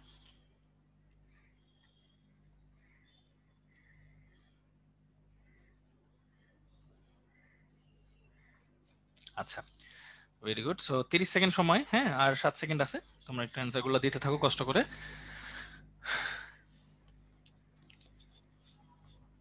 আচ্ছা, তো পোলটা অফ করতেছি। হ্যাঁ, 53% মানুষ হচ্ছে এ দিছো, ভেরি গুড, অ্যান্সার এই হবে। কেন এ হবে সেটা বলি, যে ভি ইজ প্রপোর্শনাল টু টি, এটা কিন্তু কেলভিন, কেলভিন তাপমাত্রায়। হ্যাঁ, তাহলে এই জন্য ওয়াই ইকুয়াল টু এম এক্সি হবে। এটা কিন্তু y ইকুয়াল টু mx হবে। আর যদি ডিগ্রি সেলসিয়াসে হইতো তাহলে একটা ওই যে 1/273 এর কাহিনী থাকতো, মানে এই যে এটা, হ্যাঁ এইটা, এইটা আসলে কিসের জন্য? কেলভিন স্কেলের জন্য। এইটা আসলে কিসের জন্য? এটা হচ্ছে সেলসিয়াস স্কেলের জন্য। সবসময় মনে রাখবা সেলসিয়াসের ক্ষেত্রে যে একটা সি থাকে আর কেলভিনে কোনো সি থাকে না। সো আনসার কিন্তু এইটা, কারণ এখানে কেলভিনের সাপেক্ষে বলা হয়েছে, খেয়াল করো। হ্যাঁ, সো আনসার কিন্তু এইটা। তো এই হচ্ছে আমাদের ছোটখাটো ঘটনা, কিভাবে কি হয়েছে না হয়েছে। তো চলো একটু সামনের দিকে যাই, একটু পরে ব্রেকটা দিব। হ্যাঁ, একটু পরে ব্রেক দিব, এখনো যেহেতু আমাদের 1 ঘন্টা হয়নি। সো আমরা একটু সামনের দিকে একটু যাইতে থাকি। দেখো, এই ম্যাথের অ্যান্সার তোমরা কিন্তু 1 মিনিট 1-2 করে ফেলা উচিত। তোমরা করে ফেলো কুইকলি। দেখো তো কি দেওয়া আছে। V1 দেওয়া আছে 1 মিটার কিউব, T1 দেওয়া আছে 17 ডিগ্রি সেলসিয়াস, মানে হচ্ছে 290 কেলভিন। তারপর V2 দেওয়া আছে কত, 0.4 মিটার কিউব। T2টা কত? T2 কত আসে তোমাদের? দেখো V1/T1 ইকুয়াল টু V2/T2। সুতরাং T2 আসা উচিত 116 কেলভিন। প্রশ্নে জিজ্ঞেস করছে তাপমাত্রার কি পরিবর্তন হবে। সুতরাং ডেল্টা টি ইকুয়াল টু কত? T2 minus T1 equal to হবে -174 কেলভিন। সুতরাং অ্যান্সার হবে তাপমাত্রা 174 কেলভিন হ্রাস পেয়েছে, হ্রাস পেয়েছে। ঠিক আছে, এটা হচ্ছে আমাদের অ্যান্সার। সহজ না এটা? কতক্ষণ লাগলো? 1 মিনিট। ঠিক আছে, দেখছো? হ্যাঁ, এটাই, এখানে করার কিছুই নেই। এখানে খালি যে একটু মনে রাখতে হবে যে তাপমাত্রার কি পরিবর্তন, এই পরিবর্তন শব্দটা মাথায় রাখতে হবে। অনেকে কি করে, T2 বের করে অ্যান্সারটা লিখে দেয়। ঠিক আছে, এটা কিন্তু মাথায় রাখতে হবে, এটা কিন্তু ইয়ার করার না। হ্যাঁ, আচ্ছা, এটা লিখতেই হবে, এটা না লিখলে কিন্তু জিরো আসলে। হ্যাঁ, কারণ আমাদের কথাটা এটাই। ওকে, তো গেল। এটা উদ্ভাসে দেয় না, উদ্ভাসে কি দেয় না দেয় ওটা দিয়ে টেনশন নেওয়ার দরকার নেই, কারণ উদ্ভাসের প্রশ্ন একটু কঠিন হয় স্বাভাবিক, কিন্তু বুয়েটের প্রশ্ন উদ্ভাসের চেয়ে সোজা হয়, এটা নিয়ে টেনশন নেওয়ার দরকার নেই। তো চলো এবার সামনের দিকে আসি। এইটা, এইবার এইটা চলো একটু করি। হ্যাঁ, সাকিব ওই যে প্র্যাকটিস করতে পারে ভাইয়া। আচ্ছা দেখো, এই ম্যাথটাও কিন্তু আমাদের পারা উচিত, খুব সহজ। হ্যাঁ, তো খেয়াল করে দেখো, তোমরা তো জানো এখানে বলছে মার্বেলের আয়তন কত। এই ম্যাথও কিন্তু তোমরা সবাই পারো না? যে ধরি মার্বেলের আয়তন, মার্বেলের আয়তন কত ধরবো? x metre cube. এটা কিন্তু তোমাদের সবার পারার কথা, যে এখানে মাইনাস হবে জাস্ট, তাই না? এটা কিন্তু সবাই জানো। যে দেখো P1 দেওয়া আছে কত, 120 কিলো প্যাসকেল। P2 দেওয়া আছে কত, 1.48 অ্যাটমসফিয়ার, যেটাকে পরবর্তীতে যদি 1.48 ইন্টু 101.325 কিলো প্যাসকেল দিয়ে গুণ করো, সো এটা কিলো প্যাসকেল হয়ে যাবে। আর V1, V1 হচ্ছে আসলে কি, গ্যাসের আয়তন। এগুলো কিন্তু গ্যাসের আয়তন। গ্যাসের আয়তন কি? গ্যাসের আয়তন হচ্ছে এই যে মোট আয়তন থেকে যদি আমি মার্বেল গুলার আয়তন বাদ দিই তাহলে, হ্যাঁ, এত মিটার কিউব। ঠিক তেমনি V2 ও কিন্তু গ্যাসের আয়তন, কারণ আমরা যে PV ইকুয়াল টু এনআরটি পড়ি না ভাইয়া, ওগুলা কিন্তু আসলে গ্যাসের আয়তন। তাহলে কত হয় দেখো, 7.6 into 10⁻⁻⁴ minus x metre cube. আর এটা তো কঠিন পদার্থ, এটা তেমন একটা চেঞ্জ হবেও না। সো দেখো P1 V1 equal to P2 V2, এই ফর্মুলাটা ইউজ করলে, হ্যাঁ অ্যান্সার দিয়েও দিছে অনেকে, এক্স এর ভ্যালু আসবে 4 × 10⁻⁴ মিটার কিউব, তাই না? এটা পারবা ইনশাল্লাহ, ভেরি গুড। তো চলো এটা সামনের দিকে চলে যাই। আচ্ছা, এইটা হচ্ছে যে তোমাদের অনেকের কনফিউশন থাকে না ভাইয়া, এসটিপি কোনটা, এসএটিপি কোনটা, এনটিপি কোনটা, কোনটাতে কত আসে না আসে। হ্যাঁ, কিলো প্যাসকেল রাখছে ফাহিম, তুমি চাইলে প্যাসকেলে নিতে পারো ভাইয়া, কোনো সমস্যা নেই। হ্যাঁ, আচ্ছা ওকে, তো দেখো এখানে আর এর দুইটা ভ্যালু দেওয়া আছে, লিটার অ্যাটমসফিয়ারে কত, জুল পার কেলভিনে কত। ওকে, আচ্ছা একটু আগে স্লাইডে যাবো। আচ্ছা একটু আগে স্লাইডে যাই, যাও একটু আগে স্লাইডে আসছি। শেষ? হ্যাঁ, ব্রেক 1 ঘন্টা যাক, 1 ঘন্টা 5-6 মিনিট পরে দিচ্ছি। হ্যাঁ, 1 ঘন্টা যাক দিচ্ছি। ওকে, সো দেখো এটাকে 1 ধরা যায় রাহিক, আসলে ধরা যায় ওইটাই, মানে 0.997 কে 1 ধরা যায়। হ্যাঁ, হ্যাঁ, তো দেখো এসটিপি মানে স্ট্যান্ডার্ড টেম্পারেচার প্রেসার, এসএটিপি মানে স্ট্যান্ডার্ড এম্বিয়েন্ট টেম্পারেচার প্রেসার, আর এনটিপি মানে ন্যাচারাল টেম্পারেচার প্রেসার। টর হচ্ছে প্রেসারের একটা একক ভাইয়া, তো এটাকে একটু কষ্ট করে মানে ইয়াতে সার্চ দাও, গুগলে সার্চ দাও, সুন্দর মতো পেয়ে যাবে আর কি। হুম, আচ্ছা, তো দেখো আমরা তো এগুলা জানি যে V is proportional to 1/P, V is proportional to T, P is proportional to T, আর V is proportional to N. এই চারটা সূত্র দিয়ে কিন্তু আমাদের কোনটা আসছে, পিভি ইকুয়াল টু এনআরটি। তো এই তো আমাদের ফর্মুলা। তো এগুলো তো আমরা জানি, আদর্শ গ্যাসের সমীকরণ। এখানে ভ্যালুগুলো দেওয়া আছে, এটা জাস্ট রিভিশন স্লাইড। হ্যাঁ, এই এগুলা কিছুই না, এগুলা নিয়ে ফার্দার জানতে হইলে শুধুমাত্র গুগলে একটা ক্লিক করবা, তাহলে সব ফার্দার অ্যান্সার চলে আসবে ইনশাল্লাহ। আচ্ছা, এবার এটার অ্যান্সারটা একটু দেখি, আপনারা দেন, আপনাদের দেখি কতটুকু মনে টনে আছে। এগুলা পোলটা লঞ্চ করলাম, 30 সেকেন্ড সময় একদম। হ্যাঁ, দেয় আর কি, এটা মাঝে মাঝে করে, এসটিপি করা উচিত আসলে। দেখেন 30 সেকেন্ড টাইম আপনাদের। এনটিপিতে ভি নিয়ে টেনশন করা লাগবে না, বাকি দুইটা ভি গুলো হচ্ছে কনস্ট্যান্ট থাকে সবকিছুতেই। হ্যাঁ,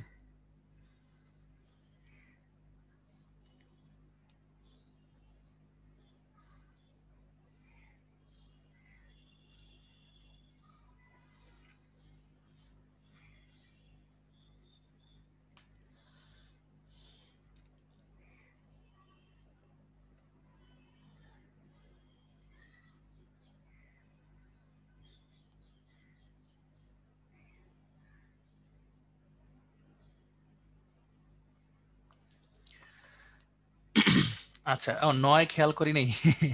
আচ্ছা, সমস্যা নেই, আমি হচ্ছে বেশি সময় দিয়ে দিছি। সো 66% মানুষ হচ্ছে রাইট অ্যান্সার দিছো। অনেকে হচ্ছে ওই যে 9 খেয়াল না করেও হচ্ছে উল্টাপাল্টা অ্যান্সার দিছো, এটা আমি জানি। সো এটা নিয়ে কোনো প্যারা নাই। হুম, এসটিপি এনটিপি নিয়ে প্যারা খাইলে সোজা গুগলে চলে যাবো, কোনো প্যারা নেওয়ার কিছু নাই। আচ্ছা, এখানে খেয়াল করো, অ্যান্সার একটাই। আচ্ছা, ক্যালোরি নিয়ে যাদের প্যারা তাদের বলি 4.2 জুল হচ্ছে 1 ক্যালোরি। হ্যাঁ, তো এখানে একটা ভুল, এই যে এখানে দেওয়াই আছে -2 কেলভিন, -2 কেন হবে? সো অ্যান্সার হচ্ছে এটা, কোনটি নয় খেয়াল করো। হ্যাঁ, answer C, without any doubt answer হচ্ছে সি। সো চলো এবার একটু সামনের দিকে আসি। এইটা, এই ম্যাথটা বলো তো কিভাবে কি করতে যায়। সুন্দর কিন্তু এই ম্যাথটা, PV equal to n R টি। এখানে এনটা কি, এনটা হচ্ছে N of hydrogen plus N of nitrogen, দুইটার যোগফল। কারণ কি, পাত্রের মধ্যে হাইড্রোজেনও আছে নাইট্রোজেনও আছে, দুইটার যোগফল মিলেই হচ্ছে এন। সিম্পল। তাহলে হাইড্রোজেনের ভর কত দেখো, 4/2 প্লাস নাইট্রোজেনের কত, 7/28। এটা যদি জিজ্ঞেস করো ভাই এটা কেমন হয়েছে, সুন্দর একটা উত্তর, এন ইকুয়াল টু হচ্ছে ডাব্লিউ বাই এম, এই কারণ হয়েছে। তো এটা হিসাব করবা, পি এর ভ্যালু দেওয়া আছে কত, পি এর ভ্যালু বের করতে হবে। ভি দেওয়া আছে হচ্ছে 5 লিটার, টি দেওয়া আছে হচ্ছে 50 ডিগ্রি সেলসিয়াস টেম্পারেচার, মানে 50 প্লাস 273 কেলভিন। হ্যাঁ, আর হচ্ছে এই তো, তারপর বাকিটা। আর আর এর ভ্যালু হচ্ছে এখানে ইউজ করবা 0.0821 লিটার অ্যাটমসফিয়ার পার মোল পার লিটার। হ্যাঁ, এই আংশিক চাপ দিয়েও করা যাবে, অবশ্যই আংশিক চাপ দিয়ে করা যাবে, তোমরা চাইলে করতে পারো, বাট আমি প্রিফার করি এভাবে সহজভাবে করে ফেললেই উচিত আর কি। অ্যান্সার আসবে এটা। ঠিক আছে, পিভি ইকুয়াল টু এনআরটি দিয়ে করতে পারো, আংশিক চাপ দিয়ে করতে পারো, যেমনি ইচ্ছা যা ইচ্ছা করবা, কোনো প্যারা নাই। এটা তোমাদের নিজেদের ব্যক্তিগত পার্সোনাল ইচ্ছা, এটা নিয়ে আমাদের কোনো সমস্যা নাই। সো এটা হচ্ছে আমাদের অ্যান্সার। অ্যান্সার লিখে দিছি, বাকিটা নিজেরা করে ফেলবা, সহজ একটা অ্যান্সার। ও পার মোল পার কেলভিন, হ্যাঁ হ্যাঁ সরি, পার মোল পার কেলভিন। হ্যাঁ, ওকে। সো এই তো অ্যান্সার গুলো দিয়ে দিছি। এবার আসি সামনে, এইখানে এইটার অ্যান্সার তোমরা বলো তো, বেশি কঠিন না সহজ? তোমরাই বলো এটা কেমনে করতে হবে। তোমরা সবাই অ্যান্সারটা বলো তো আমার, কত হবে অ্যান্সার বলো ডিরেক্ট। আমি লিখি টি1 হচ্ছে 298, টি2 দেওয়া আছে হচ্ছে 252, সহজ সহজ এগুলা। তারপর পি1 দেওয়া আছে কত, 101.325 কিলো প্যাসকেল। পি2 হচ্ছে বের করতে হবে। আর1 দেওয়া আছে হচ্ছে 1 মিটার, আর2 দেওয়া আছে হচ্ছে 3 মিটার। বেলুনকে আমরা কি ধরে নেই, গোলক ধরে নেই কিন্তু, তাই না? বেলুনকে গোলক ধরে। এখন জিজ্ঞেস করো ভাইয়া বেলুনকে গোলক কেন ধরছি, হিসাবের সুবিধার জন্য, কারণ বেলুন দেখতে গোল তাই। সো ভি1 কত হবে, 4/3 পাই আর1 কিউব। ভি2 কত হবে, 4/3 পাই আর2 কিউব। সূত্র কি, P1V1/T1 ইকুয়াল টু P2V2/T2। সুন্দর মতো তোমরা P2 এর ভ্যালুটা বের করতে পারবা। তাহলে বলো তো P2 এর অ্যান্সারটা কত আসবে ভাইয়া, সুন্দর মতো একটু বলে ফেলো তো সবাই। হ্যাঁ, good, 3.173 kilo pascal. Thank you. So এটা হবে আমাদের অ্যান্সার। ওকে, এগুলো কিন্তু একদম P1V1 এর ম্যাথ, বুঝছো? এগুলো বাচ্চাকালের ছোট্ট ছোট্ট গুটি গুটি ম্যাথ। আচ্ছা, তো চলো এবার একটু সামনে আসি। আচ্ছা হ্যাঁ, এই বেলুনের ম্যাথ, এই বেলুনের ম্যাথ করার আগে একটা ব্রেক দিব, কারণ এটা একটু ডিফিকাল্ট টাইপের ম্যাথ, তো এটা একটা ব্রেক দিই। এখন বাজে হচ্ছে মনে করো 3টা 19। তো হচ্ছে একটা ব্রেক দিব, 5 মিনিটস ব্রেক। 5 মিনিটের একটা ব্রেক দিয়ে আমরা সবাই একটু চিল করি। আমাদের ইনশাল্লাহ 3টা 24-এ আবার কথাবার্তা হবে। তোমরা একটু পানি টানি খেয়ে আসো। শুক্রবার দিন ক্লাসের জন্য পোলাও মাংস কিছু খাইতে পারি না, কষ্ট। আচ্ছা, বিড়াল ডাকতেছে, হ্যাঁ এই ওই আমাদের এলাকার বিড়াল। আচ্ছা, ওকে, তো ব্রেক টাইম শুরু হয়েছে। এখন হচ্ছে ভাইয়াকে পানি টানি খাই, তারপর দেখি তোমাদের সাথে একটু কথাবার্তা বলবো না।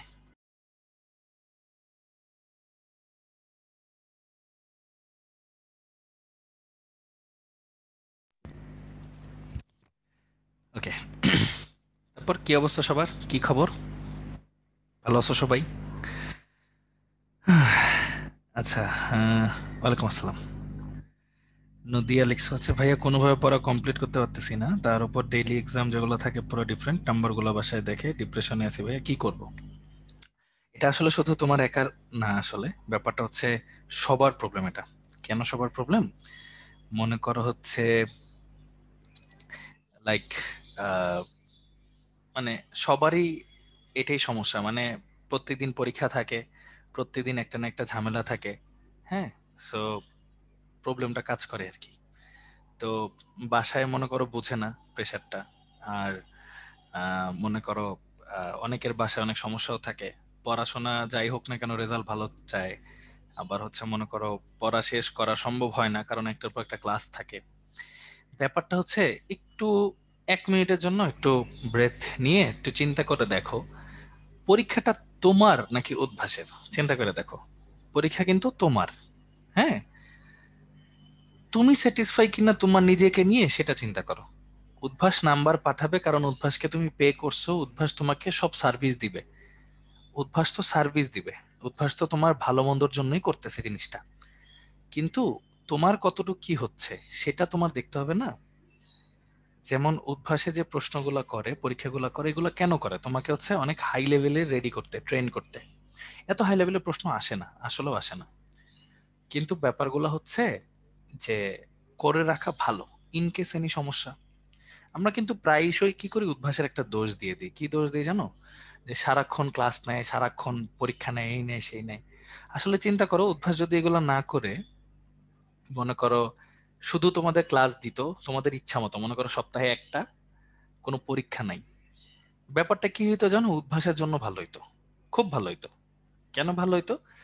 এই যে এখানে সুফিয়ান ভাই আছেন, আছেন না সুফিয়ান ভাইয়া? আচ্ছা, সুফিয়ান ভাই সম্ভবত আছেন। তো এই যে এই মানুষগুলা বুঝছো, আমি মানে যখন অফিসে যাই আর কি, হ্যাঁ, আমি দেখি সারা দিন রাত না এগুলাই করে, সারা দিন রাত। তো এই মানুষগুলোর উপর আসলে কি যায় এটা আসলে তোমাদের বলার বাহিরে। কারণ এরা হচ্ছে দায়বদ্ধ, যেহেতু তুমি টাকা দিছো, সো তোমার সার্ভিস দিতে হবে। কিন্তু বাসায় কিন্তু এটা বুঝে না, ব্যাপারটা বুঝছো? বাসায় এটা কখনোই বুঝবে না। কেন বুঝবে না সেটার একটা সোজা উত্তর বলি। ছোটবেলায় এখানে এমন কেউ আছো যারা ছোটবেলায় ফেল করতে করতে বড় হয়েছো? একটু চ্যাট বক্সে লেখো তো দেখি। অনেক ফেল করছো, অনেক, এরকম কেউ আছো? আচ্ছা, এরকম কেউ নাই কিন্তু আসলে। হ্যাঁ, আমি একজনকেও দেখতেছি না। Nobita, Nobita. আচ্ছা, তো ব্যাপারটা হয়েছে কি জানো, তুমি ফেল যদি না করছো ছোটবেলায়, আমার এখনো মনে আছে, আমি তোমার একটা ছোট্ট উদাহরণ দিই। আমি হচ্ছে 2000 আহ, সম্ভবত আছে, শাওন ভাই আছেন না? আহ, একটা বলি, গল্প বলি আর কি, ভাইয়াও রিলেট করতে পারবে আর কি, আমরা সবাই রিলেট করতে পারবো। হ্যাঁ হ্যাঁ, একবার আছি, বলবেন। ভাইয়া একবার হচ্ছে ড্রিম ওয়েভারের, বুঝছেন, ড্রিম ওয়েভারের পেজে একটা দেখছি, আহ, ওই যে ইভেন্ট, একটা মেয়ের গ্রাজুয়েশন পার্টি, বুঝছেন। তো মনে করেন এটার যে সাজসজ্জা, পরে খোঁজ খবর নিয়ে শুনছি সাজসজ্জায় খরচ হয়েছে হচ্ছে 5.5 কোটি টাকা। হ্যাঁ, 5.5 কোটি টাকা। তো গ্রাজুয়েশন প্রোগ্রাম ছিল। আপনি গেস করেন তো মেয়ের সিজিপিএ কত? কত? 2.5 হবে? এক্স্যাক্টলি 2.5। এক্স্যাক্টলি 2.5, ঠিক আছে, এক্স্যাক্টলি 2.5 আউট অফ 4।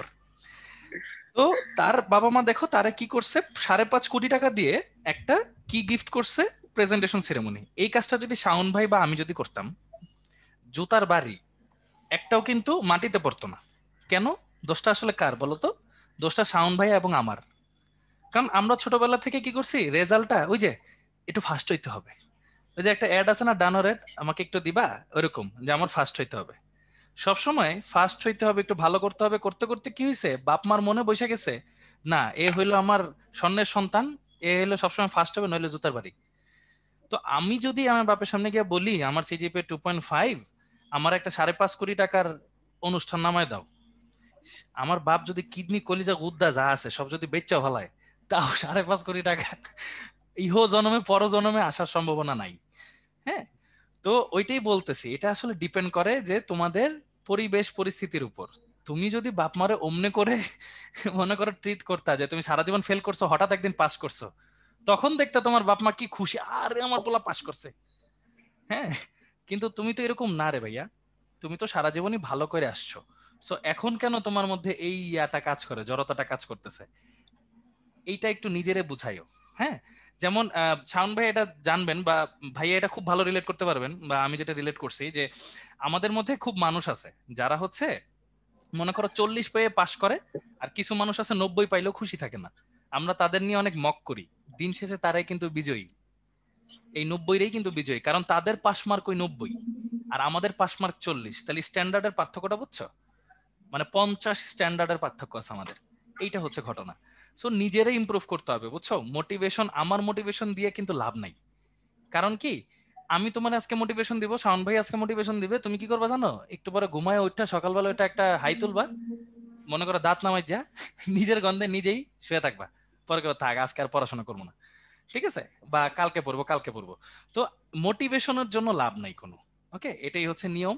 সো চলো আমরা আবার পড়ায় চলে আসি। ভাই সরি, আপনার একটু ডিস্টার্ব করলাম। ওকে, সো আচ্ছা আমরা হচ্ছে এখন আবার পড়ায় চলে আসি। না, আমি মোটিভেশন আসলে দেইনি, আমি তোমাদের বোঝানোর চেষ্টা করছি যে আমরা নিজেরা নিজেদের স্ট্যান্ডার্ড না কমাই, আমরা নিজেরা ডিপ্রেশনে না পড়ি। কারণ আমরা ডিপ্রেশনে পড়লে আমাদের কেউ উঠাইতে আসবে না, সবাই আমাদেরকে ডমিনেট করতেই চাবে, এটাই নিয়ম। ওকে, সো চলো আমরা হচ্ছে এখন পড়ি। এখন আমরা যেটা পড়বো সেটা হচ্ছে এই বেলুনের ম্যাথ। সবাই চলো মনোযোগ দিয়ে এই জিনিসটার পিছনে একটু ফোকাস করি, খুব ঠান্ডা মাথায় বেলুনের ম্যাথে ফোকাস করতে হবে। ওকে, আচ্ছা, এটা খুব ইম্পর্টেন্ট। দেখো ফার্স্টে লেখা আছে এসটিপি তে এত ব্যাসের একটি গোলাকার বেলুন, গোলাকার বেলুন মানে ওই যে গোলক ধরে নেওয়া হয়েছে, তাই তো, গোলক। এখানে কয়েকটা ছোট ছোট কাহিনী আছে, কাহিনীগুলো জানলেই শেষ, আমাদের আর কোনো কাজ নাই। এসটিপি বলছে, তার মানে দেখো এসটিপির জন্য P1 আমরা খুব ভালো মতো জানি কত, 101.325 কিলো প্যাসকেল। তারপর দেখো T1, T1 কত, 273 কেলভিন। তারপর দেখো R1 দেওয়া আছে কত, 1.004 ডিভাইডেড বাই 2, ব্যাস যেহেতু ব্যাসার্ধ তাহলে মিটার। ঠিক তেমনি V1 পাবো কত, 4/3 পাই R1 কিউব, এটা পাবো। এখন P2 কত দেখো, P2 হচ্ছে 2000 কিলো প্যাসকেল। V2 হচ্ছে আমি জানি না, এটা আমি বের করব। আর T2টা দেওয়া আছে কত, 300 কেলভিন, মানে 27 ডিগ্রি সেলসিয়াস, যেটা এই যে দেওয়া আছে যেটা। এখন একটা প্রশ্ন করতে পারো, ভাই 1 মিটার কিউবটা কি? 1 মিটার কিউবটা হচ্ছে সিলিন্ডারের আয়তন, এটার কাজ একটু পরে, এখন না। আচ্ছা, তাহলে সবাই এই ম্যাথটা যদি এখন করে ফেলো সুন্দর করে।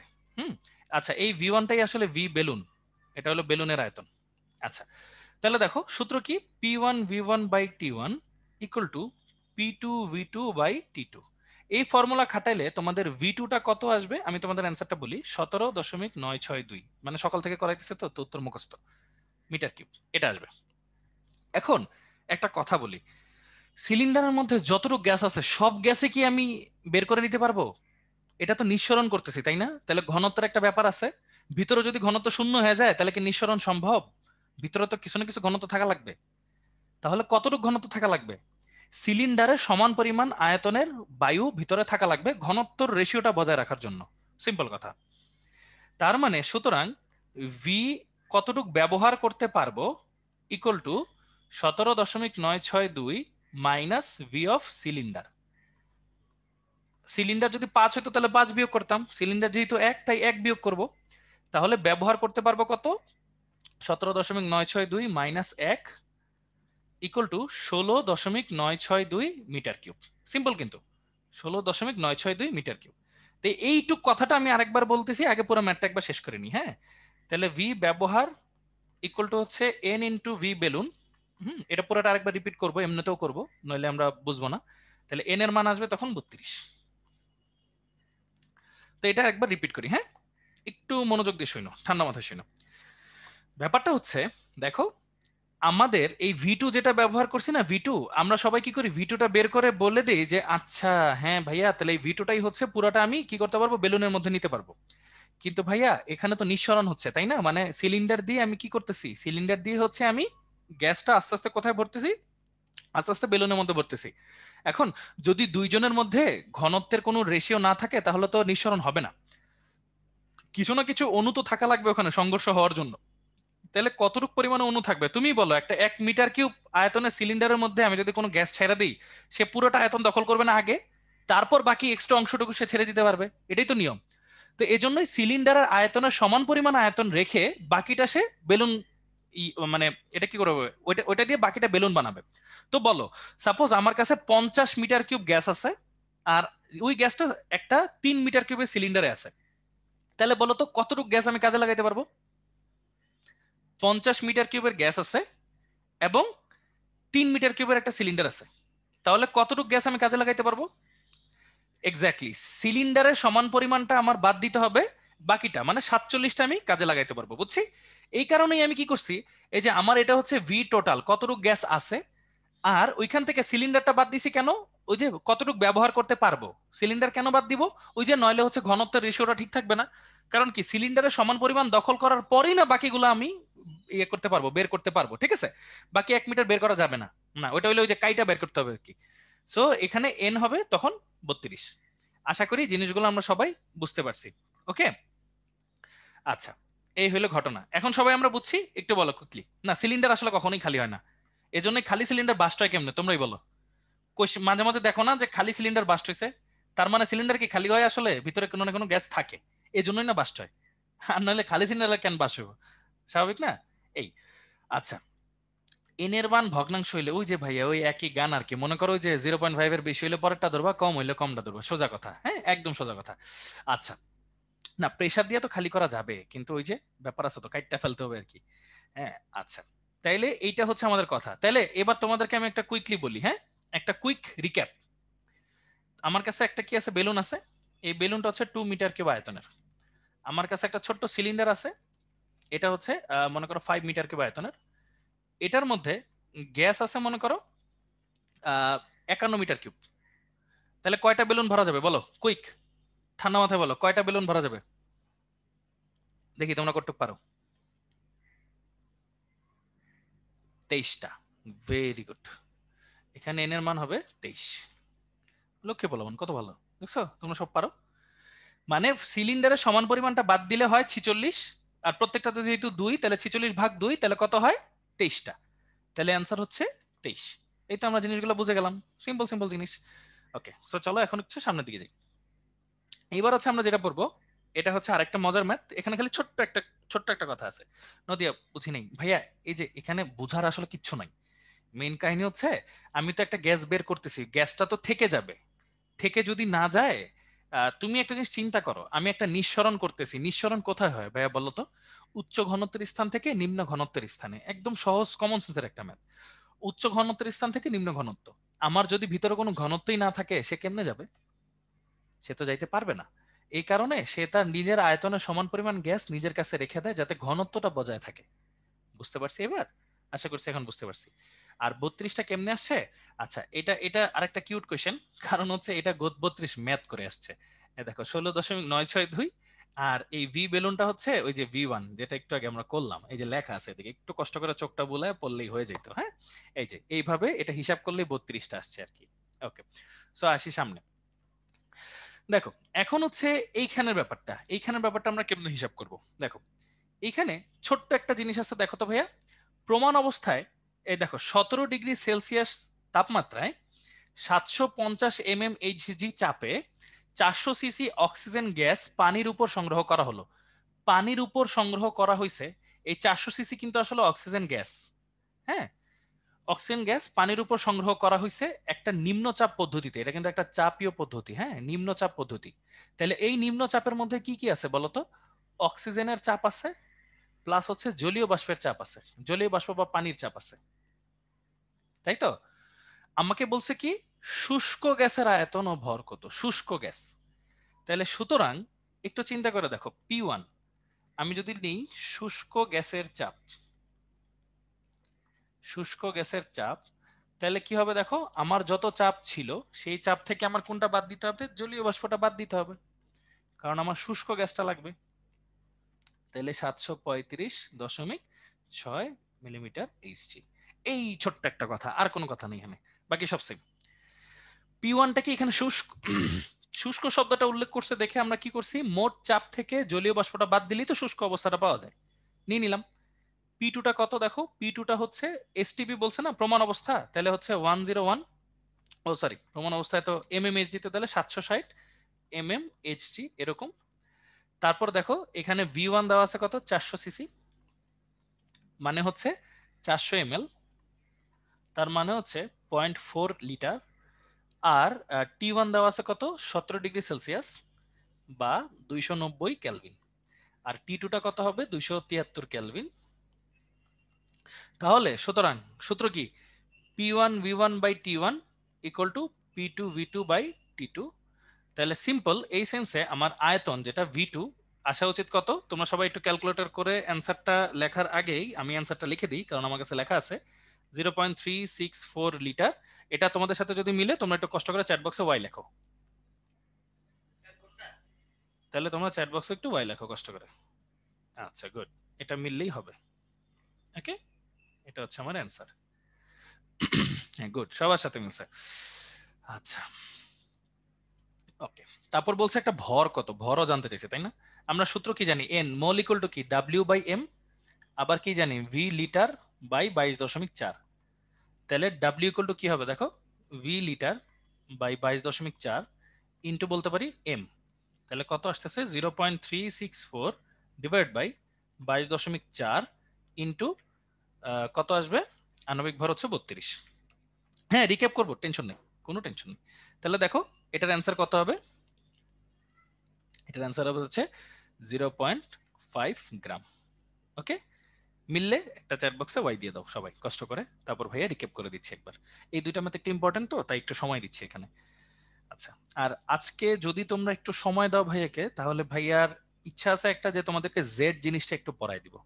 হ্যাঁ, জেড জিনিসটা একটু পড়াই দিব। থ্যাংক ইউ, থ্যাংক ইউ, এটা বলতে সবাই তোমরা একটু সময় দিলে জেড জিনিসটা একটু পড়াই দেবো। এসটিপি ইউজ করছি কারণ এখানে প্রমাণ অবস্থা আছে।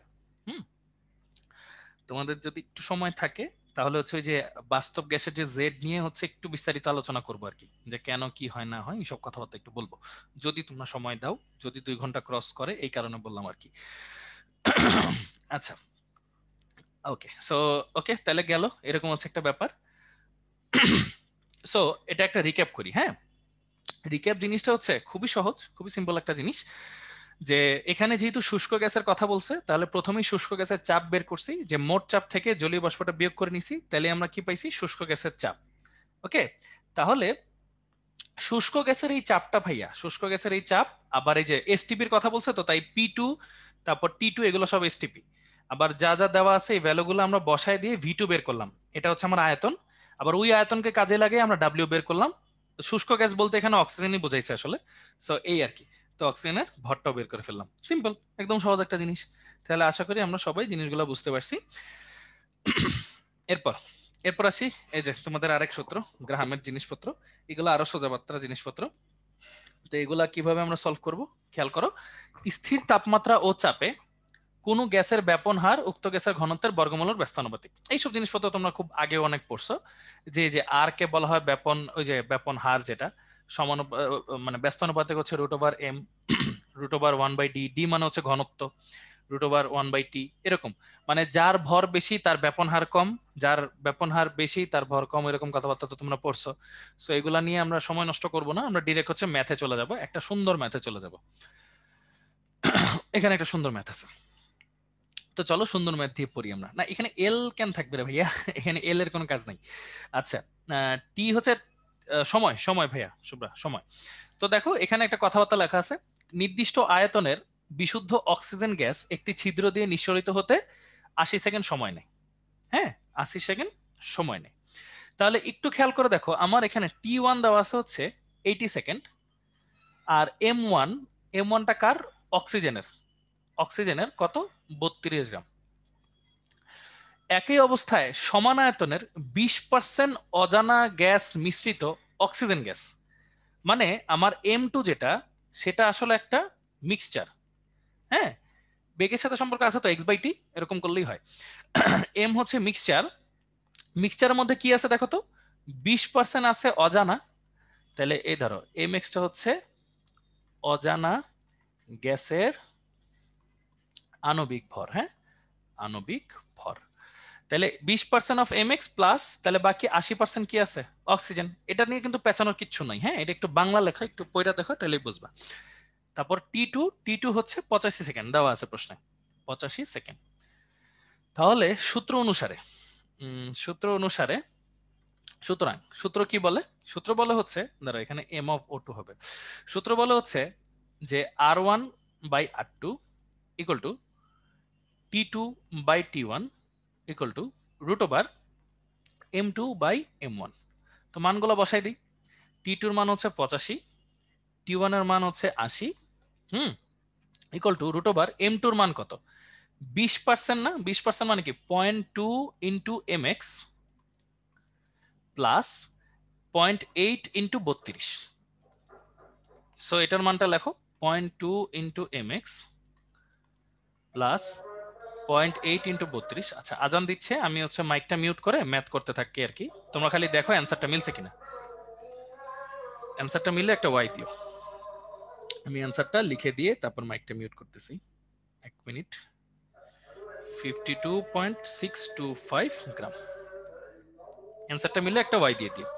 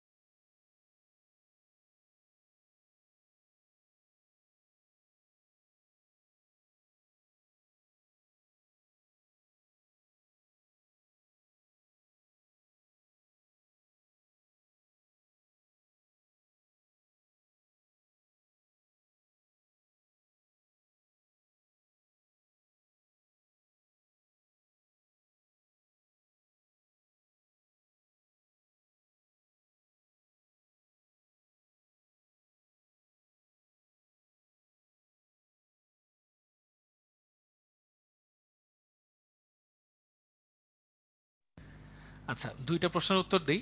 হ্যাঁ, এল এর সাথে সম্পর্ক আছে, সমানুপাতিক। হ্যাঁ, আচ্ছা, দুইটা প্রশ্নের উত্তর হচ্ছে, প্রথম প্রশ্ন হচ্ছে যে এটাকে বলছে মিক্সচার। হ্যাঁ, 20% বলছে অজানা, আর 80% তাহলে কি? অক্সিজেনেরটা।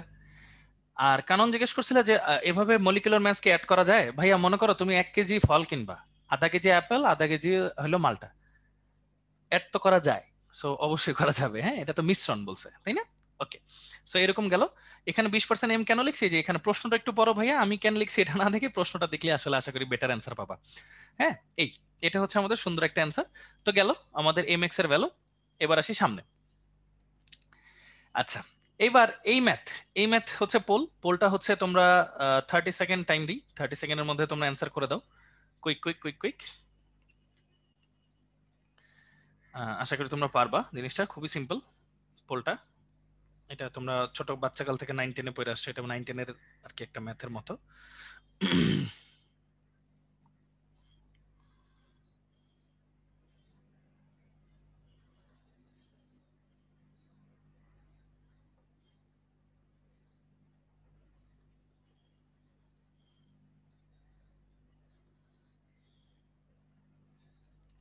ওকে, 30 সেকেন্ড টাইম শেষ। এখন দেখি পোলটা অফ করে দিব। হ্যাঁ, ম্যাক্সিমাম মানুষ হচ্ছে রাইট অ্যান্সার দিছো, 60% মানুষ হচ্ছে দিয়েছো এ। সো থ্যাংক ইউ সবাইকে কষ্ট করে ভোটগুলো দেওয়ার জন্য। সো এগুলো খুবই সিম্পল সিম্পল কোয়েশ্চেন, যেমন R1/R2 ইকুয়াল টু √M2/M1। এখানে হচ্ছে আর কে কি লেখা যায়, যে x/t, তাহলে আরেকটা কি হবে 25 - x/t। বাকিটা নিজেরা x এর ভ্যালু বের করে নিছো। Thank you. সো এবার আসি সামনে। দেখো এখানে কি কি দেওয়া আছে। এবার হচ্ছে ওই যে এটা জাস্ট একটা রিভিশন স্লাইড, এটা তো তোমাদের আশা করি মনে আছে, যে মনে করো এ আছে মনে করো ভাইয়া 2 মোল, আর বি আছে মনে করো 3 মোল। তাহলে এক্স অফ এর আংশিক ভগ্নাংশ, ও যে মোল ভগ্নাংশ যেটাকে বলি, কত হবে? উপরে 2, নিচে হবে 2 + 3। এগুলো তো আশা করি তোমাদের মনে আছে। আর আংশিক চাপ কত হবে? মোট চাপের সাথে এই মোল ভগ্নাংশ গুণ করলেই হয় হচ্ছে তোমাদের আংশিক চাপ। হ্যাঁ, এটা হচ্ছে এইভাবে। আর আরেকটা ফর্মুলা আছে, সেটা হচ্ছে সাপোজ এখানে হলো P1V1 আছে, এখানে মনে করো P2V2 আছে, এখানে হলো P টোটাল আর V টোটাল আছে। সো কিভাবে বের করে? মনে করো P of A equal to কি হবে? P1V1/V total. P of B হবে হচ্ছে P2V2/V টোটাল। আর আমার P টোটালটা কি হবে? এগুলো হলো বাচ্চাকালের পড়াশোনা আর কি। PA প্লাস PB, এখানে PA/PB হচ্ছে আংশিক চাপ। হ্যাঁ, এগুলো মনে আছে না তোমাদের সবার? একটু চ্যাট বক্সে লেখো তো দেখি। এগুলো একদম ইন্টারের কথাবার্তা, জাস্ট এমনি দেওয়ার জন্য দেওয়া, যাতে হচ্ছে মনে আছে কিনা দেখানোর জন্য। আশা করি তোমাদের এগুলো মনে আছে। আচ্ছা, গুড। সো চলো একটু সামনের দিকে আসি। এখন খুব সহজ একটা ম্যাথ দাও, সব দেওয়া আছে। পাত্রের আয়তন দেওয়া আছে 1 লিটার, ভি টোটাল মানে 1000 ml। তারপর ভি P1 দেওয়া আছে হচ্ছে 0.7 atm, V1 দেওয়া আছে হচ্ছে 90 ml, তারপর P2 দেওয়া আছে হচ্ছে 0.8 atm, তারপর V2 দেওয়া আছে হচ্ছে 60 ml। তো সিম্পল, ভি টোটাল হচ্ছে ভাইয়া, যদি এই যে এটা দেওয়া না থাকে, এটা দেওয়া না থাকে, তাহলে এটা আর এটা যোগ করে দিবা। আর যদি দেওয়াই থাকে যে কত লিটার পাত্রে, তাহলে ওইটাই আমার ভি টোটাল। ওকে, সো কনফিউশন হওয়ার কোনো দরকার নেই। সো আমার সুতরাং পি টোটাল ইকুয়াল টু কি হবে? P1V1/V total plus P2V2/V total. শেষ। এটা বসাই দিলে আমাদের অ্যান্সার খালাস। অ্যান্সার কত আসে? 0.11 atm। সবাই আমাকে অ্যান্সার দিয়েও দিছে already, thank you so much. So দেখো সিম্পল সিম্পল জিনিস, সহজ সহজ ম্যাথ। হ্যাঁ, সো চলো এবার একটু আমরা একটু সামনের দিকে যাই। থ্যাংক ইউ অনেক ভাইয়া। এবার আসি স্বীকার্যতে। আচ্ছা, এখন তোমাদেরকে যে একটা করে বুস্টিং জিনিসপত্র বলবো, একটা করে বুস্টিং জিনিসপত্র শুনবা, আশা করি একটু একটু মজা পাবা। দেখো স্বীকার্য কি বলছে? গ্যাসীয় অণুসমূহ খালি এদিক সেদিক নাড়াচাড়া করে, তারপর ওই যে ই কে সমানুপাতিক টি, তারপর গ্যাসীয় অণুসমূহের মধ্যে কোনো আকর্ষণ বিকর্ষণ নাই, আর আয়তন ওদের অত্যন্ত নগণ্য, এরকম কথাবার্তা লেখা আছে। আচ্ছা, তোমাদেরকে মনে আছে বাস্তব গ্যাসকে আদর্শ গ্যাসে পরিণত করতে হইলে কি জানি করা লাগতো? একটা শব্দ ইউজ করতাম, মনে আছে? নিম্ন চাপ ও উচ্চ তাপমাত্রা। এটা কি তোমাদের মানে মুখস্থ করছিল না? মনে আছে এই কথাটা? মানে এটা যদি দাও তখন জিনিসটা কি হয়? বাস্তব গ্যাস কিসে পরিণত হয়? আদর্শ গ্যাসে পরিণত হয়। এটা আশা করি তোমাদের মুখস্থ করছিল অ্যাকচুয়ালি, তাই না? আচ্ছা, এবার তাহলে তোমাদের বুঝাই এটা কেন হয়েছে। ওকে, মনোযোগ দিয়ে শুনো, খেয়াল করো। ভি সমানুপাতিক 1/p। তো আমি যদি চাপ কমাই তাহলে ভি অনেক বেশি। আবার টেম্পারেচার, আবার আরেকটা কি জানি, ভি সমানুপাতিক টি। আমি যদি টেম্পারেচার বাড়াই তার মানে ভিও কিন্তু অনেক বেশি। খেয়াল করছো এই দুইটা কেসেই আমার ভি কিন্তু অনেক বেশি। ভাইয়া তোমরা বলো তো, আয়তন অনেক বেশি মানে কি বলো তো? দূরত্ব কি হবে? দূরত্ব অনেক বেশি। দূরত্ব যদি বেশি হয়, আকর্ষণ বিকর্ষণ কেমন বলো? আকর্ষণ বিকর্ষণ অনেক কম। তাহলে আসলেও কিসের মতো আচরণ করবে? আদর্শ মতোই তো আচরণ করবে। এবার বুঝছো কেন এইসব কথাবার্তা বলা হয়? সহজ জিনিস না? একদম সহজ। নিম্নচাপ এবং উচ্চ তাপমাত্রা এই দুইটা নেওয়ার অর্থ হচ্ছে আয়তন অনেক বেশি। আয়তন যদি অনেক বেশি নেই তার মানে কি অণুগুলা দূরে দূরে আছে। দূরে দূরে থাকার মানে কি ভাইয়া ওদের মধ্যে আকর্ষণ বিকর্ষণ নাই। এটাকেই তো আদর্শ বলা হয়। এবার আমরা সবাই ক্লিয়ার যে কেন এই দুইটা কথা বললে আমরা যে আসলে বুঝি এটা আদর্শের কথা বলা হয়েছে। আচ্ছা গুড, একটু কষ্ট করে চ্যাট বক্সে জানাই দিই। আশা করি কিছু একটা নিউ শিখতে পারছো। এটা প্রথম কথা, হ্যাঁ আরো অনেক কিছু আছে সামনে। ওকে সো এটা গেল। এবার আসি সামনে। এই জিনিসগুলা তো আমরা সবাই জানি। ইকে ইকুয়াল টু এই যে তোমরা অনেকে বলবা যে ভাই এখানে স্বাধীনতার মাত্রা হ্যান ম্যান ত্যান ভাতের ফ্যান অনেক কিছু বলবা। সো এইসব কথাবার্তা ইউজ করার একদমই দরকার নেই, কারণ আমরা কেমিস্ট্রিতে প্রত্যেকটা পরমাণু ধরে ধরে বিক্রিয়া করাই। হ্যাঁ, এই কার্বন ডাইঅক্সাইড যে দেখতেছো না, আসলে তো পুরো কার্বন ডাইঅক্সাইড বিক্রিয়া করে না, একটা কার্বন একটা অক্সিজেন এমনি আলাদা আলাদা করে বিক্রিয়া করে। তো মানে প্রত্যেকটা পরমাণু হিসেবে বিক্রিয়া করে। তো এক পরমাণু হিসেবে যেহেতু বিক্রিয়া করতো, সো বুঝতেই পারতেছো স্বাধীনতার মাত্রা কত হবে 3। সো ই কে কত হবে 3/2 এনআরটি, এটাই হবে। বুঝতে পারছো? শেষ, সহজ কথা। সো চলো এবার একটু সামনের দিকে যাই। তো এটা নিয়ে আর কোনো কোয়েশ্চেন করো না ভাই, আমি তো অনেক পারি, আমার তো এটা 3 হবে, এটা 2 হবে, এটা 1 হবে। এবার আশা করি অ্যান্সারটা পেয়ে গেছো। এবার দেখো, এইচএসসি তে দিতে অ্যাডমিশন নিয়ে আছে না রে ভাইয়া রাহিক? অ্যাডমিশনে নাই। দেখো আমরা হচ্ছে যে এই সম্পর্কটা প্রমাণ করব যে এটা আসলে সত্যি কিনা, এবং এই সাথে সাথে 3টা ম্যাথও করে ফেলবো। এই জন্য 3 in 1 একটা ম্যাথ দিছি। 3 in 1। তো ম্যাথটা কি দেখো, এমপি দিয়ে বোঝায় কি জানো? সম্ভাব্যতম বেগ। সম্ভাব্যতম বেগ। এভারেজ দিয়ে বোঝায় হচ্ছে গড় বেগ। আর আরএমএস দিয়ে বোঝায় হচ্ছে বর্গমূল গড় বর্গবেগ।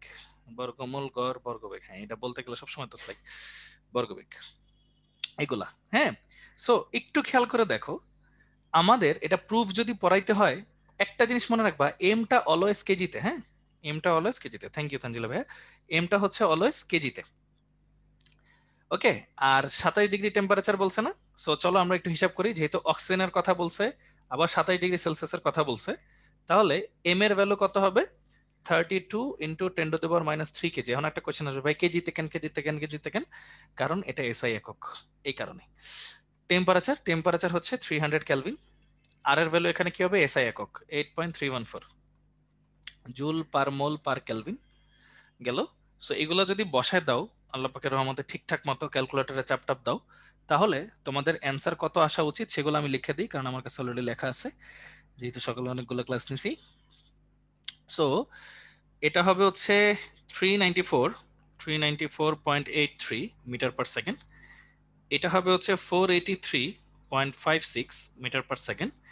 এটার অ্যান্সার হবে 445.52 মিটার পার সেকেন্ড।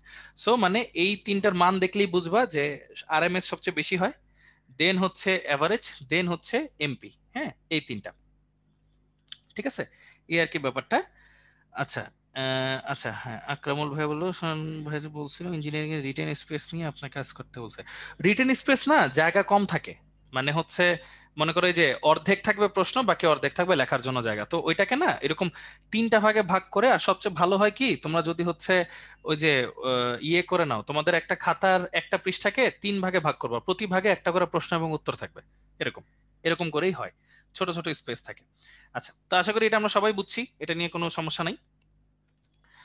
তো এটা, এবার আসি সামনে। দেখো, সেলসিয়াস স্কেল কত তাপমাত্রায় ক্লোরিন গ্যাসের বর্গমূল গড় বর্গবেগ এসটিপিতে সালফার ডাইঅক্সাইড গ্যাসের বর্গমূল গড় বর্গবেগের সমান হবে? এটার কথাটা আসলে কি বুঝাইছে জানো? বুঝাইছে হচ্ছে C RMS of chloride equal to C RMS of sulphur dioxide কোথায়? এসটিপিতে, সমান হবে কত তাপমাত্রায়? তো চলো এটা করে ফেলি। √3RT1/m m of chloride equal to √3RT2 / m of sulfur dioxide। তো বুঝতেই পারতেছো m of chloride কত হবে? 71 × 10⁻³ কেজি। তারপর m of sulfur dioxide কত হবে? 64 × 10⁻³ কেজি। হ্যাঁ, আর হচ্ছে T2 তো এসটিপি, সো হচ্ছে 273 কেলভিন। তো তুমি T1টা বের করবা, T1টা বের করে সেলসিয়াসে নিয়ে যাবা, যেহেতু সেলসিয়াস স্কেলের কথাটা বলা হয়েছে। অ্যান্সার আসবে হচ্ছে 29.86 ডিগ্রি সেলসিয়াস। মিললে সবাই একটু ওয়াই দাও। হ্যাঁ, কেলভিনে আসবে এবং দেন সেলসিয়াসে নিয়ে যাবা, মিললে সবাই একটু ওয়াই দাও।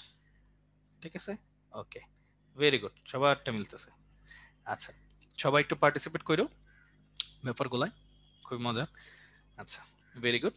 তো সবাই একটু কষ্ট করে ওয়াই দিও। আচ্ছা, MSO4 কিভাবে হলো ভাইয়া? MSO4 কই হইছে? SO2 তো এই যে লেখা আছে, SO4 কই হইছে রে ভাইয়া? অন্য দেখো, এই তো গেল। তো এটা গেল আমাদের সিম্পল হিসাব। এম মানে ভর, ভর সালফার ডাইঅক্সাইডের ভর, ওইভাবে ওই সেন্সে। আচ্ছা, তো চলো একটু সামনে আসি। এইবার আমরা তো জানি গতিশক্তি বের করতে বলছে, হ্যাঁ? তাহলে ই কে ইকুয়াল টু 3/2 nRT, যেখানে এসটিপির কথা যেহেতু বলছে, তাহলে টি হবে হচ্ছে 273 কেলভিন, আর এর মান হচ্ছে 8.314 জুল পার মোল পার কেলভিন। তো এন এর মানটা বের করতে পারলেই হয়েছে। তো এইখানে এন এর মানটা কেমনে? এন ইকুয়াল টু আমরা কি জানি, ডাব্লিউ বাই এম। সো এখানে দেখো 1 গ্রাম বাই 44। জিজ্ঞেস করো না 44 করতে আসছে, জিজ্ঞেস করলাম মাই। এটা হইলো 20 লিটার বাই 22.4। তো এটা হবে হচ্ছে 1 ডিভাইড বাই 22.4। তারপর এটার এন ইকুয়াল টু কি আসবে, এন বাই এন এ, মানে আছে অ্যাভোগাড্রো সংখ্যা, তাহলে এখানে হবে 1/6.023 ইন্টু 10⁻23। সবাই খালি চ্যাট বক্সে লেখো যে বাকি ম্যাথ পারবো কিনা কুইকলি, পারলে একটা ওয়াই, বাকি ম্যাথ পারবো কিনা সুন্দর মতো পারলে একটা ওয়াই। হ্যাঁ, আচ্ছা, ওকে, থ্যাংক ইউ, ভেরি গুড। দেখছো তোমাদের সবাই কত লক্ষ্মী, সুন্দর মতো পারছো, করতে পারো আকরামুল, কোনো সমস্যা নেই। হ্যাঁ, আচ্ছা, গুড।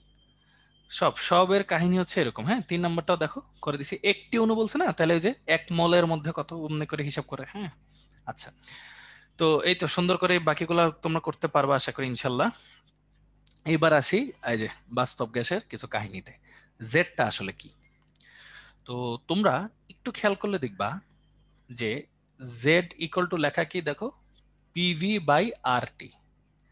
আমরা যখন এসটিপির কথাটা উল্লেখ করি তখন কিন্তু জানি পি আর টি মোটামুটি কনস্ট্যান্ট থাকে। সো আমরা বলতে পারি Z is proportional two V. এবার জেড এর আসল ফর্মুলাটা লিখি। জেড বলতে আসলে এই যে সংনম্যতা বা সংকোচনশীলতা গুণাঙ্ক এইসব কথাবার্তা বলে না, জেড আসলে কি? জেড আসলে হচ্ছে V real by V ideal, মানে হচ্ছে বাস্তবে কত পাওয়া যায় আর আদর্শতে কত পাইছি। তো এটাকে হচ্ছে আমি আরেকবার লিখি যে ভি এক্সপেরিমেন্ট, এক্সপেরিমেন্ট করে কত পাইছি, আর এটা লিখবো ভি থিওরি, থিওরিতে কত পাওয়া উচিত। এটা বুঝাই আমি, হ্যাঁ, ঠান্ডা মাথায় শুনো, বুঝলেই বুঝে যাবা, টেনশনে কিছু নেই। দেখো, মনে করো আমার কাছে একটা এক্স আছে, সেটার ভি থিওরি, থিওরি অনুযায়ী আমার পাওয়া উচিত হচ্ছে 70 ml, মানে একটা এক্সপেরিমেন্ট করার পরে থিওরি অনুযায়ী পাওয়া উচিত 70 ml, কিন্তু আমি এক্সপেরিমেন্ট করে পাইলাম 80 ml। এই কথাটা দিয়ে কি বোঝায়? পাওয়া উচিত ছিল এরকম, হুম, পাওয়া উচিত ছিল এরকম, কিন্তু পাইছি কিন্তু আরেকটু বড়। আয়তন বেশি পাওয়া মানে কি বলতো ভাইয়া? অনুসমূহ একটু দূরে দূরে না? দূরে দূরে থাকার অর্থ কি? মানে থাকার কথা 70-এ, আছে 80-তে, তার মানে ওদের মধ্যে কি আকর্ষণ হয়েছে নাকি বিকর্ষণ হয়েছে দেখে দূরে গেছে বলতো? বুঝি ব্যাপারটা? খেয়াল করো, হ্যাঁ এক্স্যাক্টলি, বিকর্ষণ হয়েছে। এই তো, ভেরি গুড। দেখো তাইলে এই কেসে জেড কিন্তু গ্রেটার দেন 1, এবং দেখতেই পারতেছো গ্রেটার দেন 1 হলে কি হচ্ছে ভাইয়া? বিকর্ষণ। খেয়াল করছো? গ্রেটার দেন 1 হলে কি কাজ করতেছে? বিকর্ষণ। এরপর খেয়াল করো, আমার কাছে একটা এক্স আছে, এই এক্স এ থিওরি অনুযায়ী এই যে ওইটাই পাওয়ার কথা মনে করো 70 ml, কিন্তু আমি এক্সপেরিমেন্ট করে পাইলাম 60 ml, কম পাইছি, তার মানে জেড লেস দেন 1। ভাইয়া পাওয়ার কথা হচ্ছে এরকম, পাইছি হচ্ছে আরেকটু ছোট, তার মানে কি ওদের মধ্যে আকর্ষণ কাজ করে না বিকর্ষণ বলো? ছোট পাইছি, তার মানে ওদের মধ্যে এখন কি কাজ করতেছে? আকর্ষণ কাজ করতেছে। ওকে, এই হইল ঘটনা। সো জেড লেস দেন 1 হইলে কাজ করে আকর্ষণ, জেড গ্রেটার দেন 1 হইলে কাজ করে বিকর্ষণ। আমি আরেকবার বলি, জেড জিনিসটা কি? জেড হচ্ছে একটা মান আর কি, হ্যাঁ, সংকোচনশীলতা গুণাঙ্ক বা একটা মান, এগুলো সবগুলো 1 মোলের জন্য হিসাব করা হয় আর কি। কেমন মান? এটা একটা বাস্তবের সাথে আদর্শের একটা অনুপাত, যে আমার কত পাওয়া উচিত এবং আমি কত পাইছি। আমার পাওয়া উচিত যত, আমি যদি তার চেয়ে বেশি পাই তার মানে কি? দূরে দূরে আছে, তার মানে বিকর্ষণ। আর পাওয়া উচিত যত তার চেয়ে যদি কাছে পাই তার মানে আকর্ষণ হইছে ছোট। হ্যাঁ, আর যদি সমান পাই তাহলে তো বুঝছি আদর্শ, এটা নিয়ে তার কোনো সমস্যা নেই। এবার তাহলে চিন্তা করে দেখো এইখানে এই চিত্রগুলো এরকম বেকাতারা হয় কেন? এই বেকাতারাটা বোঝানোর আগে আগে একটা জিনিস বুঝাই। দেখো, মনে করো প্রেসার যত বাড়তে থাকে, খেয়াল করো প্রেসার বাড়লে কি হয়, ভলিউম কমে, তাই না? ভলিউম কমা মানে কি, সংঘর্ষ বাড়তে থাকে না ভাইয়া? এটা তো তোমরা বুঝো। মানে প্রেসার কমাই দিলাম ভলিউম বাড়লো, সরি প্রেসার বাড়াই দিলাম ভলিউম কমলো, তো আকর্ষণ সংঘর্ষ বাড়তেছে। সংঘর্ষ বাড়তে বাড়তে বাড়তে বাড়তে বাড়তে বাড়তে এক সময় কি হয়, এক সময় বন্ধন ভেঙে যায়। এক সময় বন্ধন ভেঙে যায়, তখন আমি চাপ যত বাড়াই আয়তনও বাড়তে থাকে। তখন আমি চাপ যত বাড়াই আয়তনও বাড়তে থাকে। তাহলে খেয়াল করো প্রথমে থাকে জেড লেস দেন ওয়ান, যেহেতু আয়তন কম, তারপর আয়তন বেড়ে যায়, তার মানে কি জেড গ্রেটার দেন ওয়ান। এবার খেয়াল করছো যে এই কারণেই কিন্তু এই যে যারা যারা একটু এম বড়, যাদের এম বেশি আর কি, আণবিক ভর বেশি, তার মানে তাদের মধ্যে কি বন্ধন বেশি না? আর যাদের মধ্যে বন্ধন বেশি তাদের মধ্যে তো সংঘর্ষের কাহিনীও বেশি, তাই না? সংঘর্ষ বেশি, তার মানে তাদের মধ্যে জেড এর ইয়াও বেশি, মানে জেডও বেশি হবে তাদের, বুঝছো, বিচ্যুতিও বেশি হবে। সো খেয়াল করে দেখো ঠান্ডা মাথায় বেকাতারা কেন হয় এবার বুঝছো, যে প্রথমে আমি যদি চাপ বাড়াইতে থাকি আয়তন কমতে থাকে, সংঘর্ষ বাড়তে থাকে। সংঘর্ষ বাড়তে বাড়তে কি হয়, একসময় বন্ধন ভেঙে যায়। ভাঙতে ভাঙতে কি হয়, তারা অনেক দূরে চলে যায়, তখন চাপ বাড়াইলে তারা আরো দূরে যায়। তার মানে কি ফার্স্টে জেডটা কমবে, কমে তারপর ঠাস করে বাড়তে থাকবে। এই ব্যাপারগুলো খেয়াল করছো? এই কারণে গ্রাফগুলো এমন বাঁকাতারা হয়। আর একটা সহজ কথা, আমার এছাড়াও আরো অনেক ধরনের কাহিনী আছে, ভ্যান্ডাল চ্যান্ডেলস বহুত কাহিনী আছে, ওগুলোর মধ্যে না যাই, আমরা সহজ কথা বলি। তাহলে দেখো, হ্যাঁ, তাহলে খেয়াল করে দেখো আমার আণবিক ভর যত বেশি, তার মানে কি এটার মধ্যে বন্ধনও তত বেশি, আর সংঘর্ষও তত বেশি, তার মানে জেড বা বিচ্যুতিও তত বেশি হবে আমার। ওকে, জেডটাও তত বেশি হবে। এই হইলো আমাদের ওভারঅল একটা ছোটখাটো ধারণা যে আমরা এই জেডটা আসলে জিনিসটা কি। আমরা কি ব্যাপারগুলো বুঝতে পারছি? একটু কষ্ট করে চ্যাট বক্সে ভাইকে জানাই। মানে জেডটা নর্মালি হচ্ছে ওই যে বাস্তবে কতটুকু পাই আদর্শের তুলনায়, ছোট্ট একটা জিনিস কিন্তু, হ্যাঁ, এইটাই। বুঝে পারবে স্পেস পাবে কিভাবে, স্পেস না, এটা হচ্ছে ওপেন স্পেসে করা হইতেছে আর কি, স্পেস স্পেস কিছু না এখানে আর কি। হ্যাঁ, আচ্ছা বুঝছি তাহলে সবাই, আলহামদুলিল্লাহ, থ্যাংক ইউ। সো চলো একটু সামনের দিকে আসি। এখানে তাহলে একটা ছোট্ট জিনিস পড়ি, আয়তন কমলে সংকুচিত হয়ে বন্ধন যুক্ত হওয়া উচিত ছিল না। না না, বন্ধন যুক্ত হইতে থাকে, কিন্তু প্রেশার এক সময় এত বেড়ে যায় যে তাদের মধ্যে সব ভেঙে যায়। বুঝছো তো, মানে ওই যে একটা ওই যে আমরা বলি না ওই যে লিমিট, লিমিট ক্রস হয়ে যায়, তখন তারা উল্টা কাজ করা শুরু করে। এই আর হাইড্রোজেন আর হিলিয়ামের ক্ষেত্রে একটু উল্টা হয়। হ্যাঁ, ওইটা নিয়ে হচ্ছে হাইড্রোজেন বন্ডের কিছু কাহিনী আছে, ওইটাতে আমরা আর যাবো না, আমরা জাস্ট নর্মালি একটা এক্সপ্লেনেশন দিলাম আর কি। হ্যাঁ, ওকে। সো এবার এখানে আসি, দেখো আমরা যেহেতু এক মোলের জন্য পড়ি, তো এটা এক মোলের জন্যই। সো দেখো এখানে টি টি এর ভ্যালু দেওয়া আছে 17 ডিগ্রি সেলসিয়াস, মানে হচ্ছে 290 কেলভিন। তারপর ভি এর ভ্যালু দেওয়া আছে 30 লিটার। পি এর ভ্যালু দেওয়া আছে হচ্ছে 98.9 কিলো প্যাসকেল, যেটাকে অ্যাটমসফিয়ারে নিয়ে যাই, চলো 98.9 ডিভাইড বাই 101.325 অ্যাটমসফিয়ার। হ্যাঁ, কোনটি সবচেয়ে বেশি সংকোচনশীল, এটা জেড এর ভ্যালু দেখে বুঝবা। বলো তো জেড এর ভ্যালু কার বেশি হবে, সালফার ডাইঅক্সাইড নাকি কার্বন ডাইঅক্সাইড? কুইকলি বলো, জেড এর ভ্যালু কার বেশি হবে, সালফার ডাইঅক্সাইড নাকি কার্বন ডাইঅক্সাইড? তো দেখো জেড ইকুয়াল টু হচ্ছে PV by R T, sulphur dioxide হবে, যার ভর বেশি তার জেড এর কাহিনী বেশি, ঠিক আছে? এই হলো ঘটনা, এমনি মনে রাখবা। সো এখানে অ্যান্সার আসবে হচ্ছে 1.23। বলছে বিচ্যুতির মাত্রা কত। এবার তোমাদের একটা ছোট্ট জিনিস বুঝাই, তোমরা একটু বোঝার চেষ্টা করো। এটা হচ্ছে জেড এর ভ্যালু 1, একটা গেছে মনে করো এরকম, এটা মনে করো 1.23, আর এটা মনে করো 0.75। বলো তো বিচ্যুতি কার বেশি হয়েছে, 1.23 বেশি হয়েছে নাকি 0.75 এরটার বেশি হয়েছে? বিচ্যুতি মানে শুধুমাত্র পরিবর্তন, তোমরাই বলো কার বেশি হয়েছে।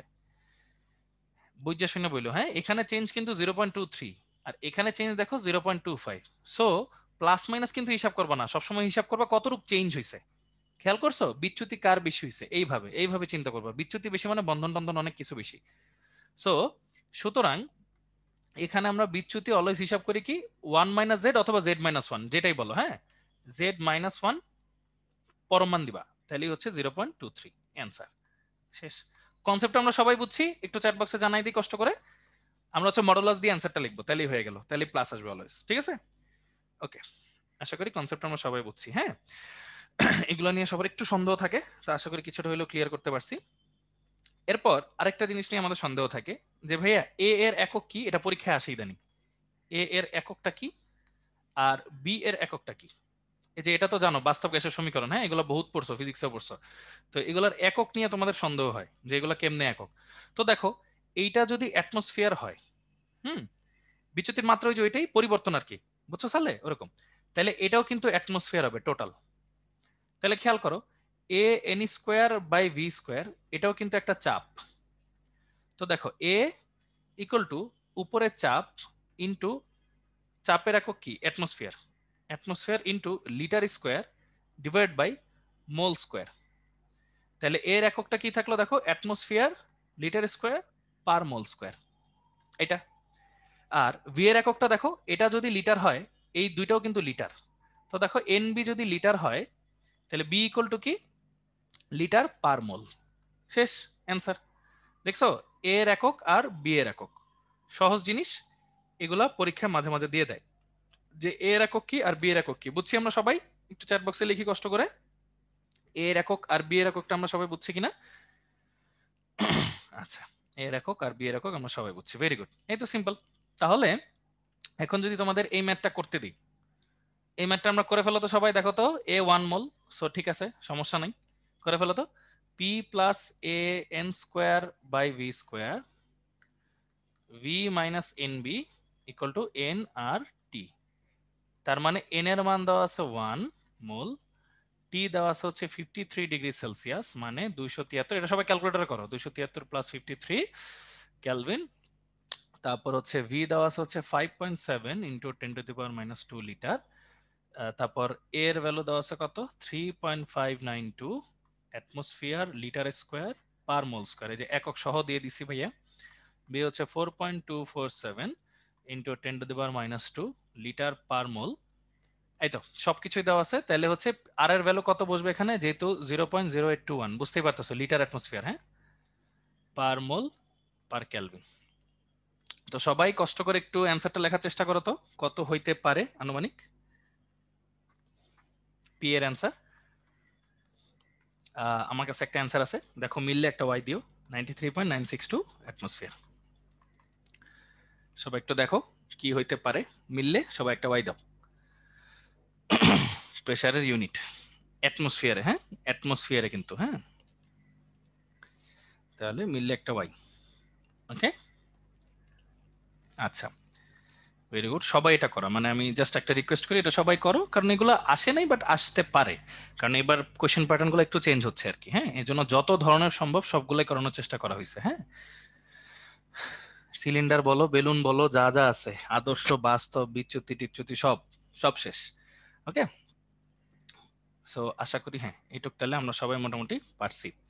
আচ্ছা, সো এই তো, থ্যাংক ইউ সো মাচ সবাইকে, অনেকক্ষণ অনেক কষ্ট করে অনেক ধৈর্য ধরে অনেকক্ষণ ধরে ক্লাসগুলো করছো। এখন তোমাদের একটু বলে দিই যে হচ্ছে কি কি পড়বা না পড়বা। অনেক সময় নিছি, দেখছো আমাদের 2 ঘন্টা কিন্তু লাগেনি, কারণ তোমরা খুবই চমৎকার মানুষ সবাই। আমরা হচ্ছে জেডটা একটু ভালো মতো পড়বো, জেড নিয়ে একটু আলোচনাটা ভালো মতো করবো। তারপর হচ্ছে ভাইয়া আমরা বেলুনের ম্যাথটা করব, প্লাস ওই যে অক্সিজেনের ম্যাথটা আছে না, যে যে বাষ্প রিলেটেড অক্সিজেনের ম্যাথ সেটা করব। তারপর হচ্ছে আরো ইম্পর্টেন্ট যদি আমরা বলতে চাই তাহলে হচ্ছে বিওডি সিওডির ম্যাথগুলো একদম ঝাঁঝরা ভাবে করবো, হ্যাঁ বিওডি সিওডি এগুলো একটু ঝাঁঝরা ভাবে করবো। এই তো এগুলা মোটামুটি, আর P1 B1 তো আছেই, মানে আদর্শ বাস্তব যেটা আদর্শ। তো এই যে এগুলা করলে মোটামুটি আমাদের আর প্যারা লাগবে না ইনশাল্লাহ। হ্যাঁ, তো তোমরা হচ্ছে ভালো মতো পড়াশোনা করো, ঠিক মতো থাইকো। হ্যাঁ, বি হচ্ছে কোন বি নিয়ে বলতে চাইছিলাম বলো তো? না তো কোনো বি নিয়ে তো বলিনি সম্ভবত। যাই হোক, মানে বিটা হচ্ছে ওই যে সব একক, মানে একক বের করা, একক বের কথা ভাইয়া দেখাইছি অলরেডি। সো তোমরা সবাই ভালো থাকো সুস্থ থাকো, হ্যাঁ ভালো মতো পড়াশোনা করো। আল্লাহ হাফেজ, আসসালামু আলাইকুম। আর হ্যাঁ অনেক অনেক ধন্যবাদ, তোমরা হচ্ছে 2 ঘন্টার আগে ক্লাসটা শেষ করতে পারছো। সো এটা all credit goes to you, তোমরা সবাই ঠিক মতো বুঝছো দেখেই ভাইয়া টান দিতে পারছি। সো অনেক অনেক ধন্যবাদ, ভালো থাকো সুস্থ থাকো, পিডিএফ তোমরা সাথে সাথে পেয়ে যাবে ইনশাল্লাহ। আল্লাহ হাফেজ, আসসালামু আলাইকুম। ধন্যবাদ ভাইয়া।